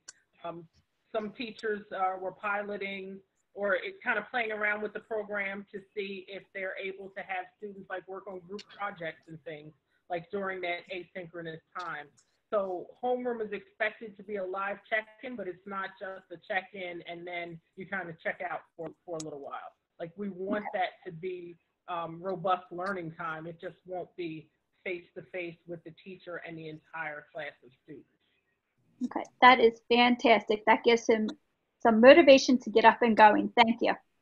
Thank you. You're welcome. Okay. Next up on the list, I have Deborah. Hi, can you hear me? Yes, ma'am. Hi, my son George will be a 5th grader at East Norton Middle School, and we're actually transferring from Catholic school, so this is our first experience with the district altogether. And I just had a question. I know that we picked up our Chromebook, and I know that they're going to log in with their email address, but we don't have any of that information. Will we be getting, like, will I be notified of what his email address is and how to log into the Chromebook? Because as of right now, we have no idea. I do believe that the information is getting run now. It's going to be coming in the mail to you. Being a new student, yeah, it's a lot of the students already have their logins from last year as they've been using. But you're right, as a new parent, you should be receiving something in the mail with a username and a password. Okay, great. If you don't, you should be able to reach out to the building, and they can look up the login information for you. Yeah, if you want to shoot me an email tomorrow morning, we can definitely I can look it up and figure out what it is and get along to. It came with a direction sheet, right? So yeah, I do have that. Yeah. Mm-hmm. Yeah, and thank you. I mean, I know it's nerve-wracking to like start a brand new school, and believe me, he's gonna love it. I'm gonna tell you right now, though, I'm like wildly impressed what you've done with, you know, going into this virtual learning and everything that you said tonight. I mean, really impressed. So we're really looking forward to it, and we really feel like we've made a really good choice here. And I have one more question, just because he is coming from Catholic school, so he hasn't been in the district. Will the teachers be able to kind of like evaluate where he is? Like, I don't know in terms of, you know, what they were teaching him at school, if he's going to be behind or any of those things. Just, you know, kind of how will that evaluation go, especially since he's new? Yeah, one of the pieces, in fact, we were just looking at it today, is the creation of like a diagnostic test that all the children will take within the first few weeks of school. Okay. Just to really give us a baseline of where they are, because you're right, you know, where are the instructional gaps, you know, and how are we going to address some of those? I mean, we have children that left school in March, and we definitely did a good job trying to, you know, hold steady from the end of the year. But we know that we missed some learning opportunities, so we want to make sure that kids are on grade level, or at least where they are and what skills we need to cover in math class so that they can do 7th grade math. You know, what did we miss in 6th grade that they need to know in order to advance into 7th grade? So yeah, absolutely. That's definitely something we're going to look at the beginning. And then I would encourage you to reach out to our school counselor, Mrs. Bustle, again, to we can set up a conversation with her and kind of have you get to, you know, at least know a little bit about the school and get a better feel for it. Great.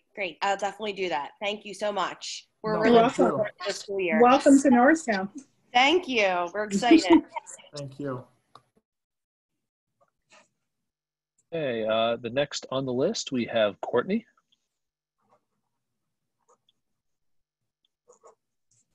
Can you hear me? Yes, ma'am. Hi, my question was, my child's coming from Paul Fire into East Norton Middle School. I had a child there already, but my son has special education. He's like, he has an IEP, and I'm not hearing too much of what the plan is for students with IEPs. Like, my biggest concern is, he had a lot of help in Paul 5, so that's where I'm kind of like nervous about him going into middle school. I'm sorry, I'm at work, so it's a lot of noise in the background. Ma'am? So that's from, yes, I'm here. I'm sorry. Okay. There is a special session for parents of students with IEPs. That is going to be on August 20, I want to say 26th at 6 o'clock. Yes, Dr. Williams, August 26th at 6. Thank you. Okay. So there should be a special link for that as well. And they will answer all of your questions regarding IEPs. Okay, because the biggest question was basically, is their schedule going to look a little bit different than, you know, the regular 5th grade schedules that you guys were showing earlier today, since he is, you know, he is in special education. I don't know how it works in middle school. I just know what it was in elementary and how hands-on and, you know, with kids in special education. So it depends on your child's programming. And the child's case manager will support the child and build its schedule for the child and work with Mr. Hutchinson and the staff to make sure that all of the accommodations are met and your child has exactly is it a girl or a boy? I'm sorry, oh, it's a boy. I'm sorry. Yes, no sense. To make sure that he has everything that he needs. So they will, you know, work on that with him. Okay, that's my only concern, because like I said, they're so hands-on at both sides because they're in elementary, and it's, you know, this is a whole new experience, and going from hands-on to virtual learning is just, that's nerve-wracking, especially for a kid that has ADHD and don't even want to sit still on a regular day. Yes, so they will definitely be available to answer all of your questions during this scheduled meeting. Okay? Okay, thank you. You're welcome. Okay, moving on to the next. Let's see, we have Rachel. Hi, this is Rachel Battle. Hello, how are you? Hi, how are you? My kids are in East Norriton Middle School. My concern is, and I know it's going to be different, my kids did not log on and do their work, and told me that they did and the work was done. what tool am I going to have to see that my children are on and are doing what they're supposed to do? Are we going to receive sign-ons so that we can go on and look at what they're doing? Yes.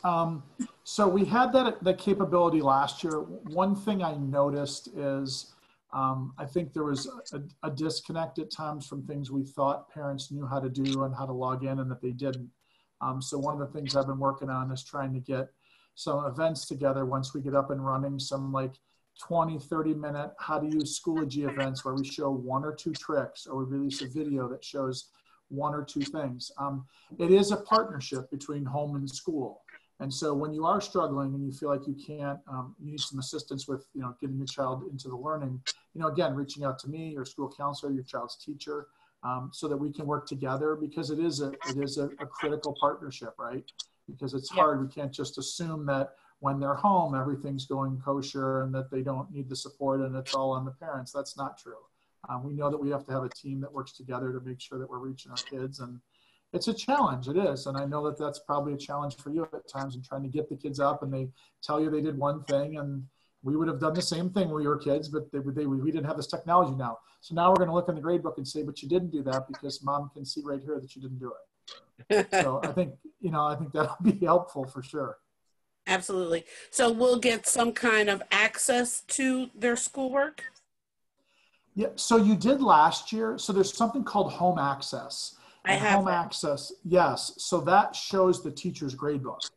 So then you can see in there what exactly the student is missing.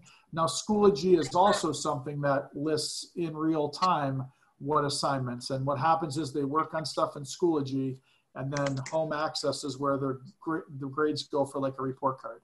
So we need to get parents trained up in Schoology so they're familiar with how to use it, just like Google Classroom was last year. Okay, I have home access, and I did learn. Unfortunately, it was in the end I learned how to check, I know. the work that was. And we learned that, and you weren't alone. So that's definitely something I learned last year. Was it's one thing to send a piece of paper home and say, "Here, mom and dad, go on and check this," versus let's sit down and kind of have some learning opportunities at night and some, coffee with the principal in the evenings and show how we do these kinds of things. So that's kind of my plan once we kind of get this up and running. Thank you so much. I really appreciate it. No, thank you. Take care. You too. Have a good evening. You too. Okay, next on our list is Debbie.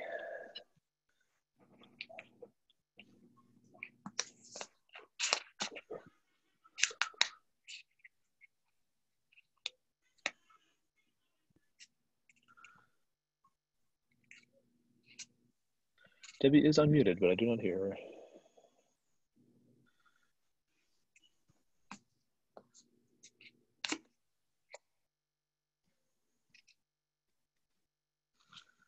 All right, let us do this.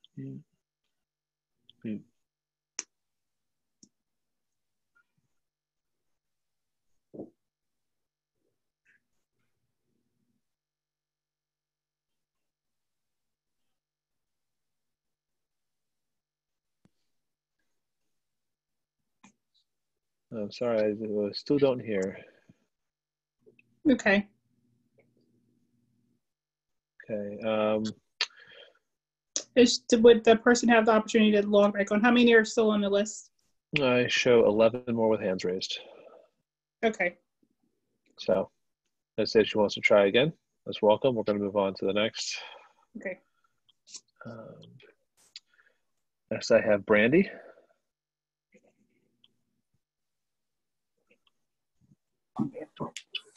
Hello. Hello. How are you? Good.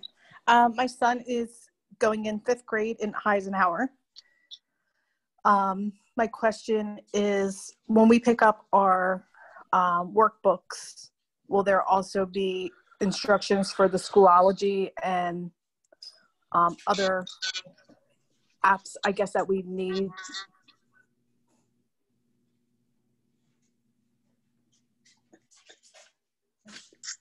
Hi, Misty Simone. It's Miss Taylor speaking here.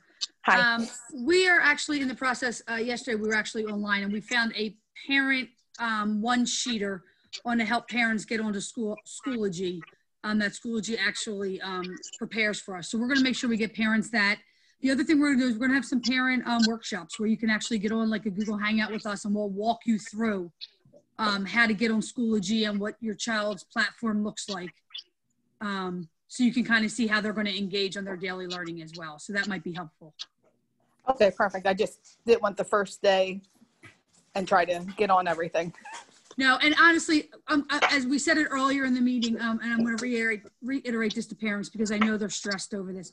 We are going to slowly take our children through how to get on Schoology and how to get on for their lessons, especially for the live lessons. We will make sure that happens. Okay, I appreciate that. Thank you. You're welcome. And then again, you can always email me if you have any questions. Okay, great.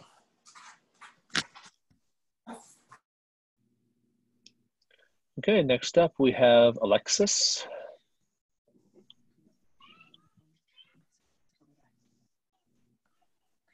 Hello?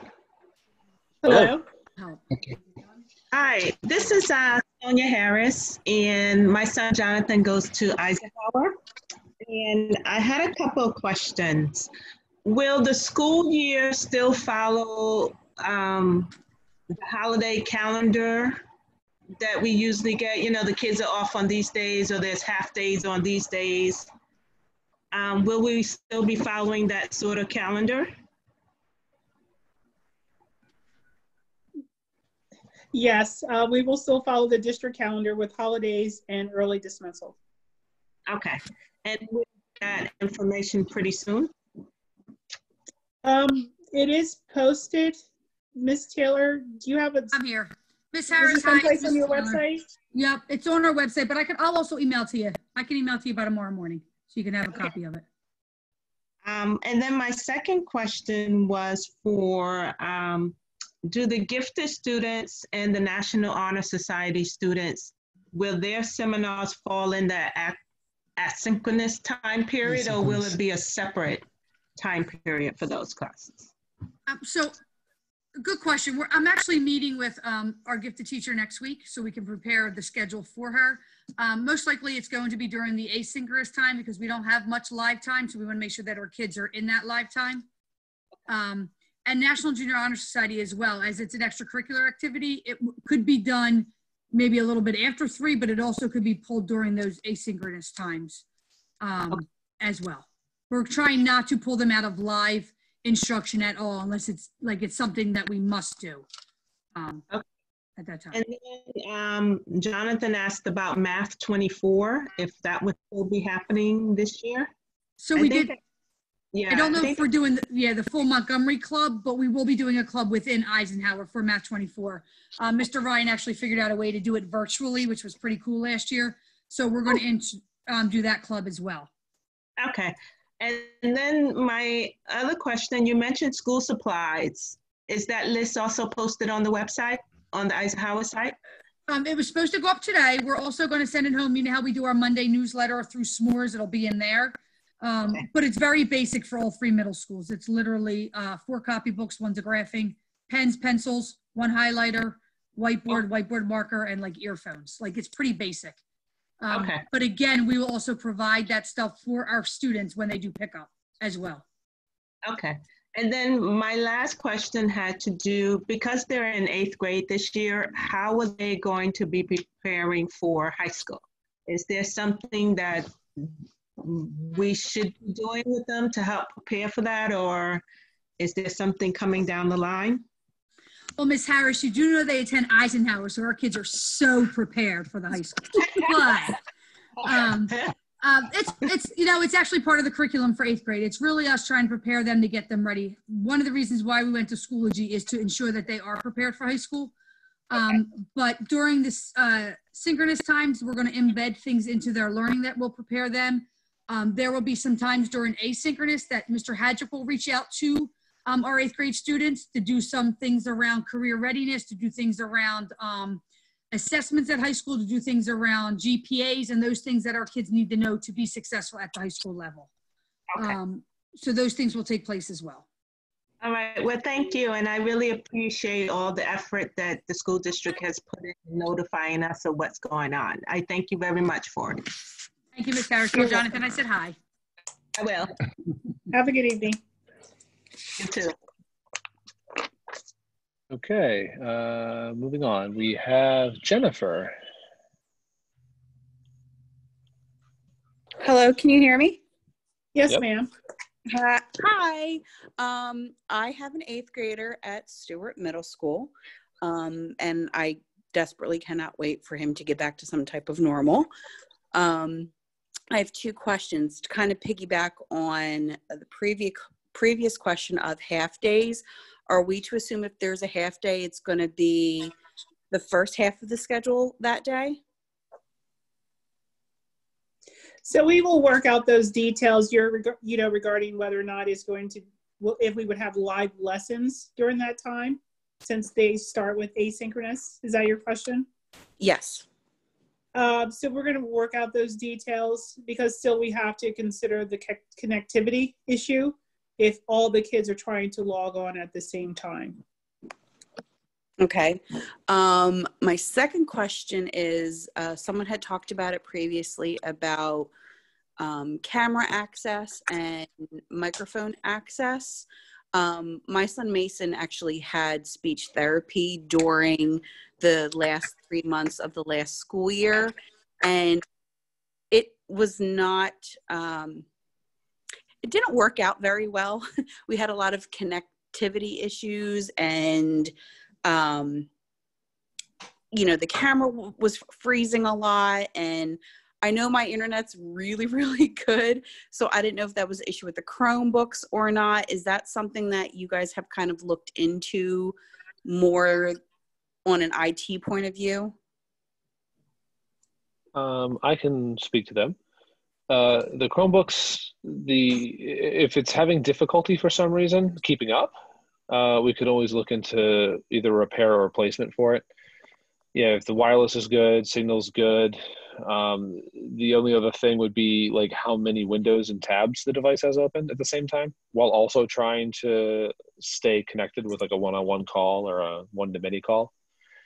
So there's a few things there, but if it's really struggling and it's interfering with like a speech pathologist interaction or anything like that, yeah, you can reach out to the IT department. We can always schedule a time to either to look at the device or swap it out.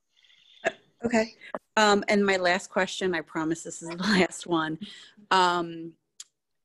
Mason has a lot of doctor's appointments, and usually it's not a problem just for me to send a note in saying, hey, I'm picking him up at a certain time. What do you think the best course of action would be, especially since a lot of his appointments are in the afternoon, and that's when he's getting his actual teacher to student classes visually done? Would you guys prefer an email to be sent, another note? What would you suggest the best course to be? So, Mrs. Harvey, we're going to actually share a little bit more details about attendance, and part of that would be, if we know a student's going to be absent, what that would look like. Just look for that to come in the next week or so, and we'll all go over that with Mason and all of the students kind of during that opening week when we prepare them to be virtual learners. But we've always worked with his doctor's appointments to make sure that he's supported through that. Oh, absolutely. And just thank you guys so much for everything you have done during this summer. The district has just been amazing, from, all of the emails and the phone calls to the food distributions. We are so incredibly lucky to have you guys. So thank you. You're welcome. Have you all as well. Thank you.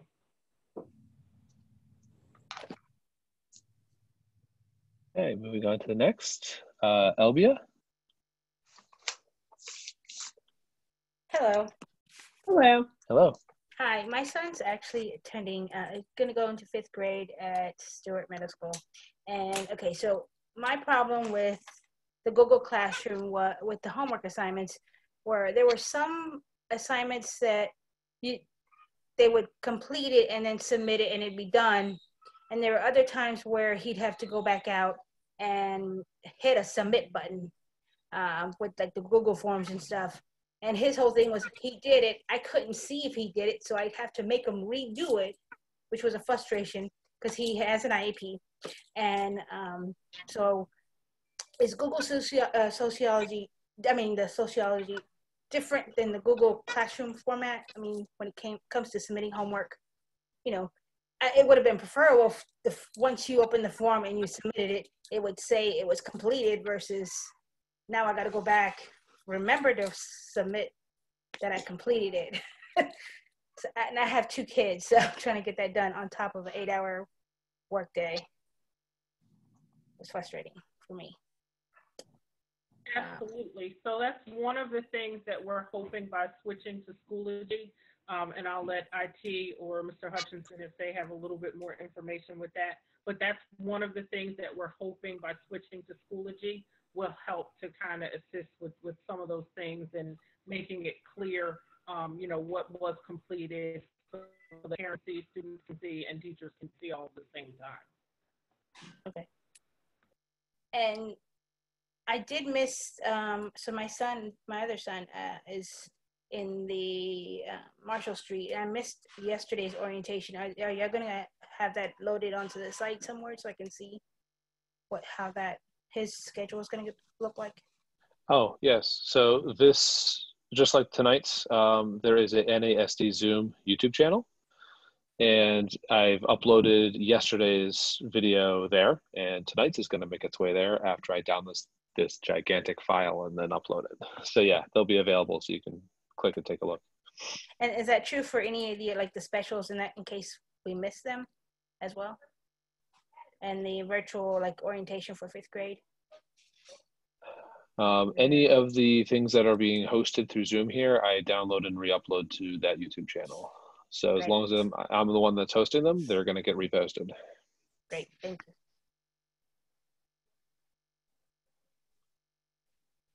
All right. Next we have Latoya.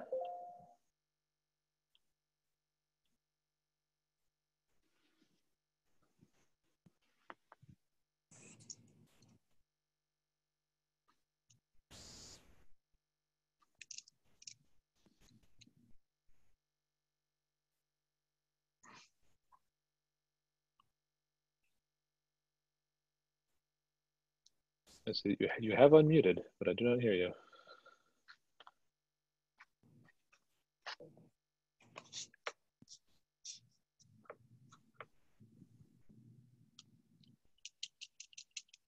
All right, not hearing anything. So unfortunately, if you want to try and raise your hand again, we can put you back through. Next, we have Sherelle. Hi, good evening. Can you hear me? Yes, we hear you. Yes, ma'am. Hi, I just have a question. I know you guys are using the Guardian thing and the kids won't be able to get on YouTube. What about, I have an 8th grader and he's 8th grade Stewart. And I know that in the earlier conversation, you said there would be a lot of, I guess, assignments and research. Were they able just to research Google to look up stuff and get, their research work? So for the teachers have the ability to still allow other browsing. So if they do want them to do some active research, they can either list for the student what sites they would like them to do their research on, or they can just list no YouTube, no Vimeo, no site, but then the rest of the internet is still open. Within a student's regular list of sites that they can go to, right? Without all the bad websites and that kind of stuff. All that's always still in place.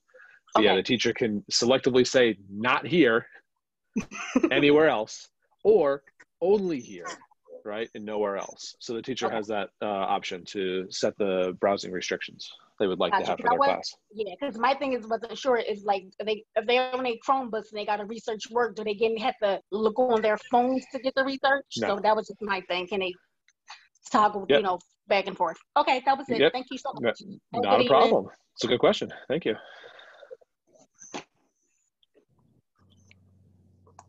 Our next one in line, we have, oh, I'm sorry, Dorlena. Oh, lowered her hand. Okay, Margarita?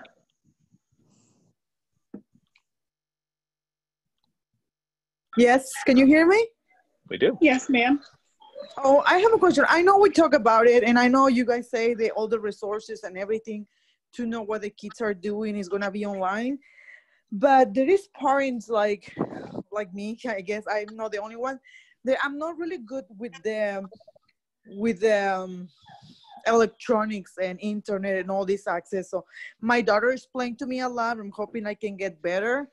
But it was easier for me when I could get everything on paper, even if she can do everything on her computer.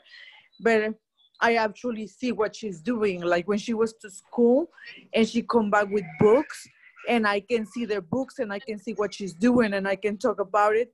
On the books, it's like easier for me since I'm not really good in all this online and learning and all the online classes. So my question is like any way I can get like at least a sketch, like I don't need to have like a detail of what she's learning, but at least to know what she is like learning on each week. Let's So, like say she's learning about planets. Like I just need to know that, so when I talk to her about it, I know she's actually learning, or I know she's actually doing it, and not like not putting attention, since I'm not gonna be able to be here when she's actually connecting to school. Ma'am, which middle school? Stewart.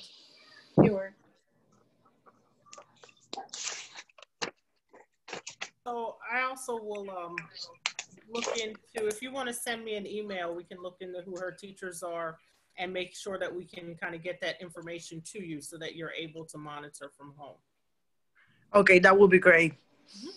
And other question, like most of the things, it's easier for me to know and go through it if I get explain it to me.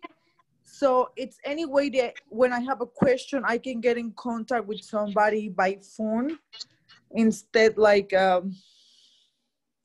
emails. I know emails is easier for everybody, but sometimes like I really need to be like with the person talking just to go through like things that they're actually going to do, or like any questions that I have. Is that possible?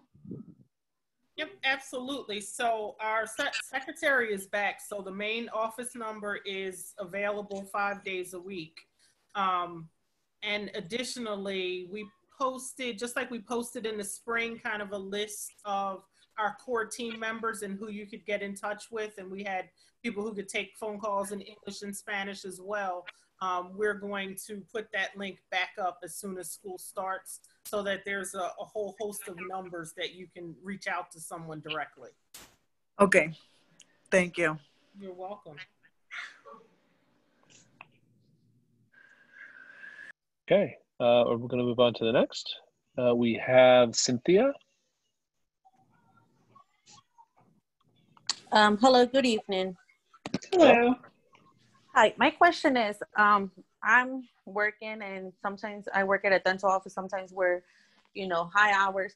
I just wanted to make sure, like, in case that my kid does not complete work and he tells me that it is completed, that I would be notified so I can make sure that he's completing that work. And also sometimes if he struggles, I know that you said the teachers are going to be available. In case that the teacher could notify me, hey, he needs help in this once you get home and stuff like that. Could you share your middle school? He goes to Eisenhower. Thank you. Thank you.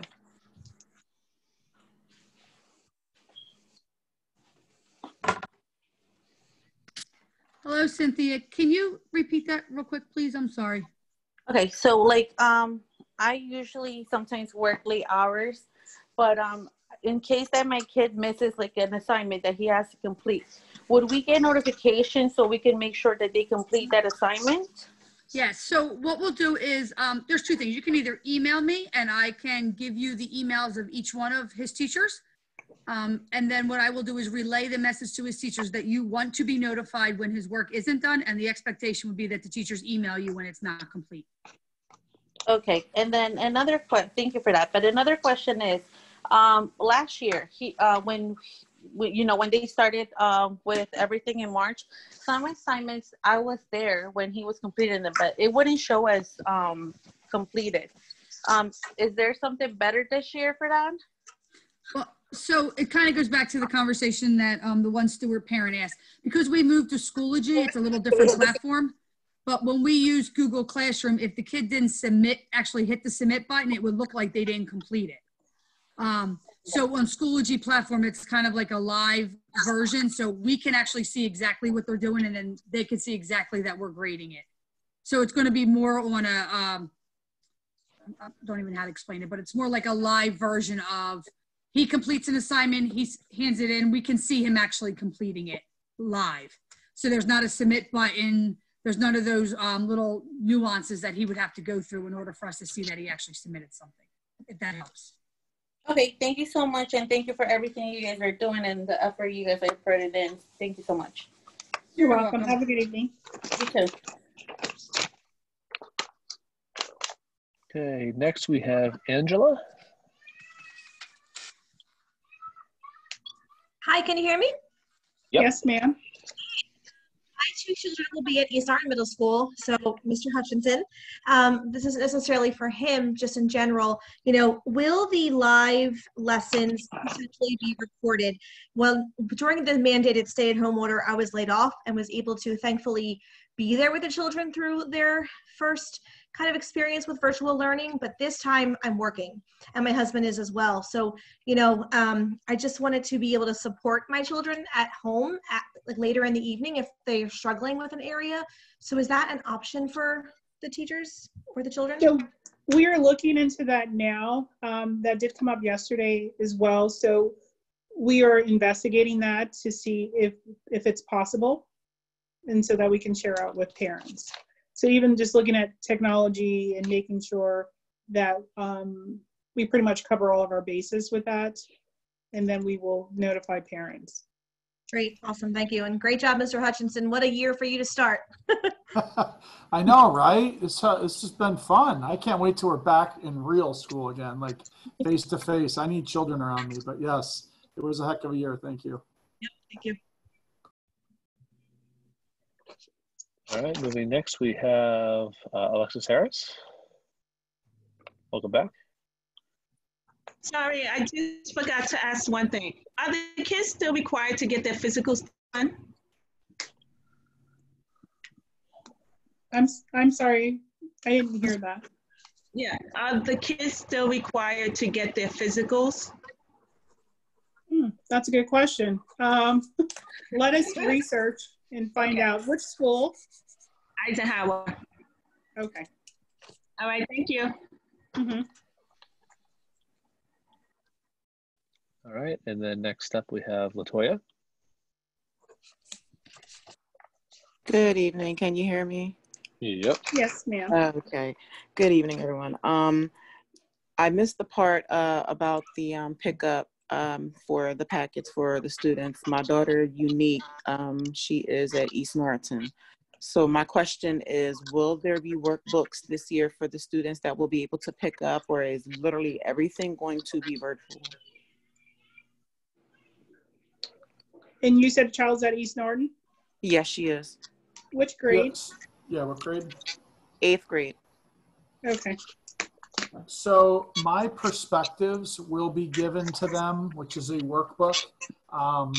I believe they're getting a science workbook, but then as far as social studies and math, those will be online. Okay. I know once in a blue moon, she does have an issue with certain areas of math. So I'm guessing I would just have to contact the teacher and pretty much take it from there with whatever areas of struggle that she's having, correct?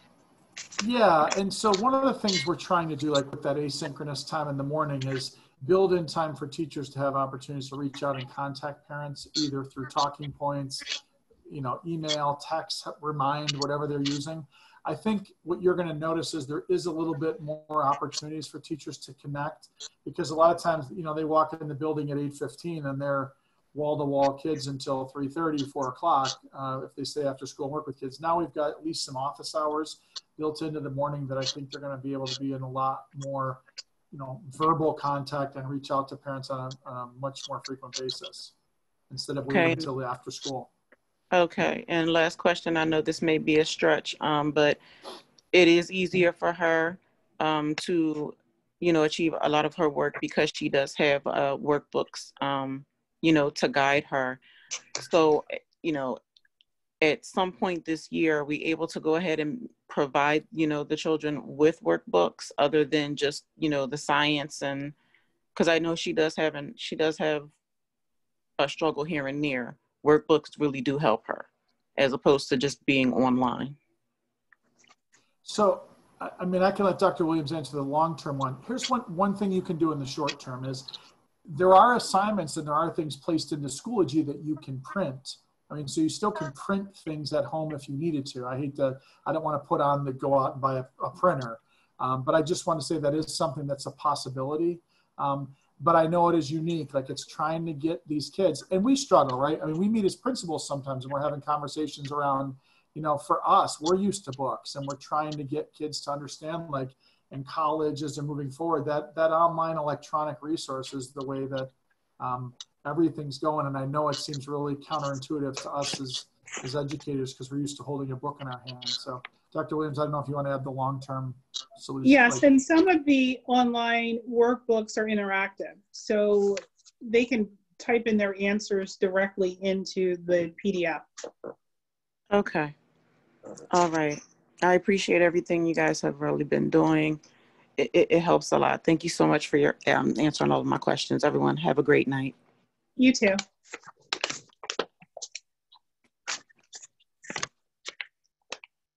Okay, next up on the list, Rafika.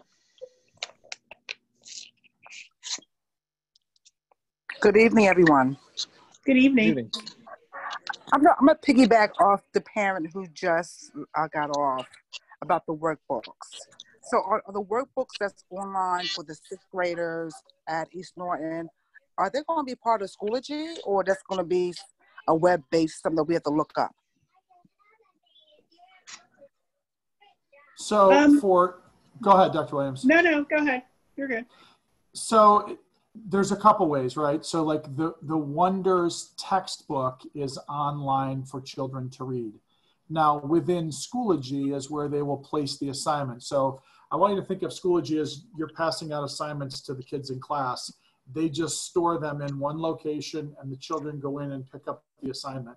It does allow them also to give different assignments to different children. So if we have kids at different reading levels, different ability levels, the teachers are able to give different assignments or pieces of the same paper to different children. So Schoology is the place where you will find the assignments. However, there will be a website. Think of like McGraw-Hill as a textbook company that the children will, through ClassLink, the nice piece you have is ClassLink that the kids have that IT talked about. They log into their Chromebook one time. They don't have to remember any passwords. They click on the Wonders picture of the book and the Wonders book comes up. Click on the social studies, the social studies comes up. They don't have to remember all of these passwords. Mr. Hudson, another question. So for the 6th graders, so there's going to be no workbooks. Is that what you just said to the young lady? So in math, no. In reading, no. And they are getting some science. And in social studies, so a lot of it is online, yes, except there's a science component. But I don't want to give the online perception that here's a bunch of websites. I mean, it is the textbook, it's just online. It sounds weird. Okay, and we understand, so we're gonna have to work through some of that stuff as well. Like we're gonna need to look, and I know our teachers will create different assignments, especially in mathematics. They like to make, they had like packets that went with different topics. So instead of printing out all these packets and handing you a packet, the packet could be placed into Schoology, and then the children can complete the assignment within Schoology. So they're just not holding on to it, but it's weird, right? Right. I know for me, I'm the same. I'm kind of like, oh, okay. Go ahead. Just two more questions. So sure. Last year they was on Google Classroom. This year they're going to Schoology? Schoology, yes. Schoology. Okay. Yes. So how would they log on? Is it the same log on for Google Classroom as it is for Schoology? Yes. I'll let Leo answer it so you can kind of explain. I'll speak to that one. Not a problem. The students have the same email and password for every platform. If they log into the ClassLink homepage, should be the first thing that greets the student when they first log in. Okay. They click login with Google. It's just going to see who's logged into the Chromebook and then give them all their icons. Schoology will be one of them listed in there.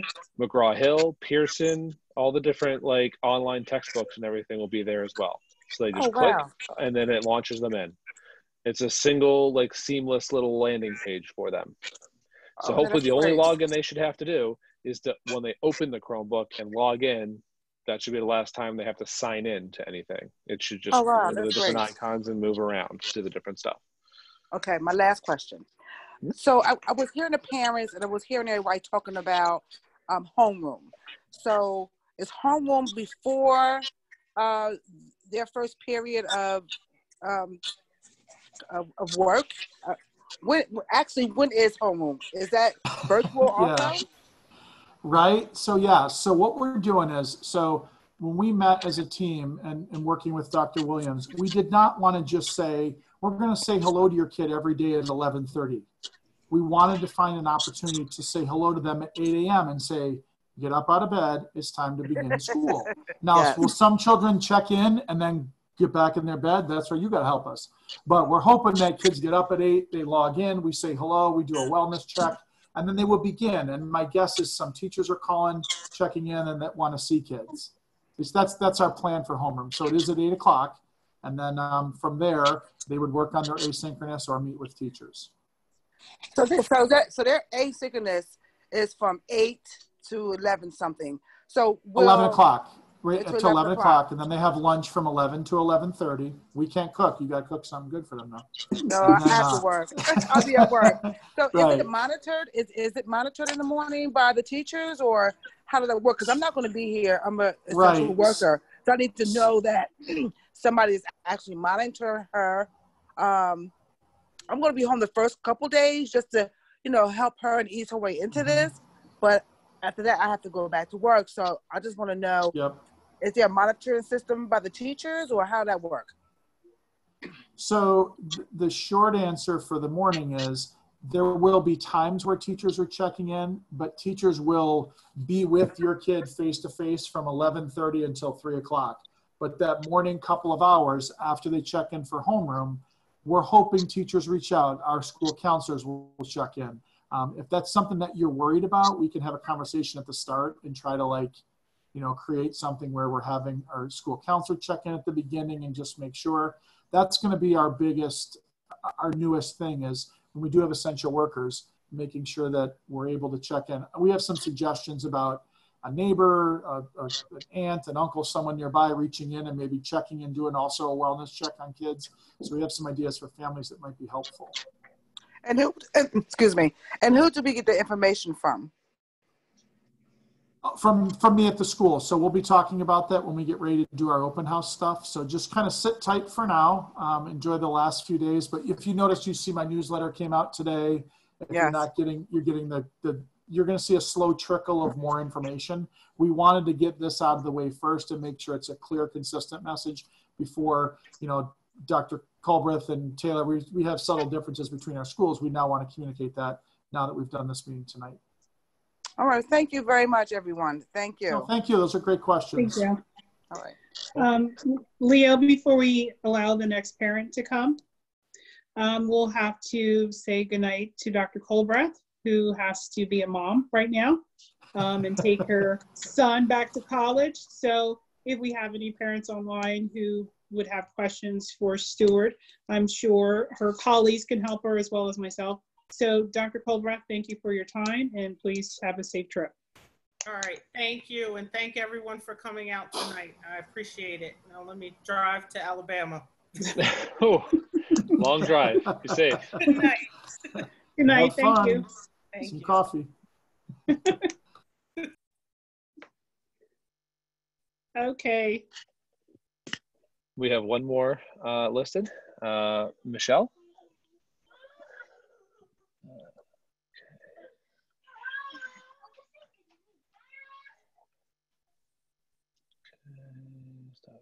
There we go. All right, Michelle, if you'd like to speak. Hi, how are you guys? Good, how are you? Hello, how are you? Good. I just had a quick question. I have an incoming 5th grader at East Norton Middle School, and my first concern before anything else is that very first day, when, you know, it's the first day of class and they log on, are they logging into Schoology, into Homeroom? You know, I want to understand it as well. I have 2 older kids at the high school who have Schoology, so they can help me out, but I just want to make sure I understand it as well as my son logging in that very first day. Yeah, so we talked about that orientation next week, and that's actually something I'm going to talk to our 5th grade teachers about, is that very first day or 2 when they're logging in, because it will be a login to Homeroom essentially. And then kind of just spending a little extra time making sure kids know where they're going. They are going to spend time in orientation showing some of those things. But I'm anticipating that first week talking to our 5th grade team and just having them hang around for a few more minutes and say, okay, because it's going to be weird that first day because they won't maybe have assignments right off the bat because they wouldn't have gone to a live lesson yet. So that's going to be a little unique. And so we're going to try to spend some time at least the first day or 2 making sure they see their teacher, they talk to their teacher, and then say, okay, now, you know, here's a couple things. We'll see you at 11 o'clock for your math class. So it will be a live login to Homeroom, and then my guess is they'll stay for a few extra minutes, and well, more than a few minutes, and talk to the kids. Okay, Does that great. make sense? Yeah, no, that does. Thank you so much. And you've got experts to help you with the Schoology, so you're in good shape. I do. They're going to teach me how to use it, so I'm lucky for that. I'm going to be calling them probably. Yeah. Because I'm wearing it. Thank you. You're welcome. One thing I will make note of is as long as the student is logged into their device, just sitting there waiting at 8 o'clock, when the teacher's ready to make the call, they'll place the call to their class, to their homeroom class, and a pop-up will appear for the student where they can join. So you don't have to worry about what site to go to get there. It will present itself to the student right away. So they can go, oh, you know, Mr. Hutchinson wants to call me. Yes. And then they can join the call. And then the teacher can share their screen to demonstrate a lot of stuff, especially that first day. That's perfect. Thank you. And Michelle, you should be getting an email shortly, like from teachers from 5th grade talking about it, because we're kind of doing a little different thing at the beginning, so at the first day, like when we do this orientation. So just look for a message shortly from some teachers, and we'll talk about how we're going to log you in before they know this Goguardian stuff and all that. We've got a little different thing we're going to do. Okay, perfect. Thank you so much. You're welcome. Thank you.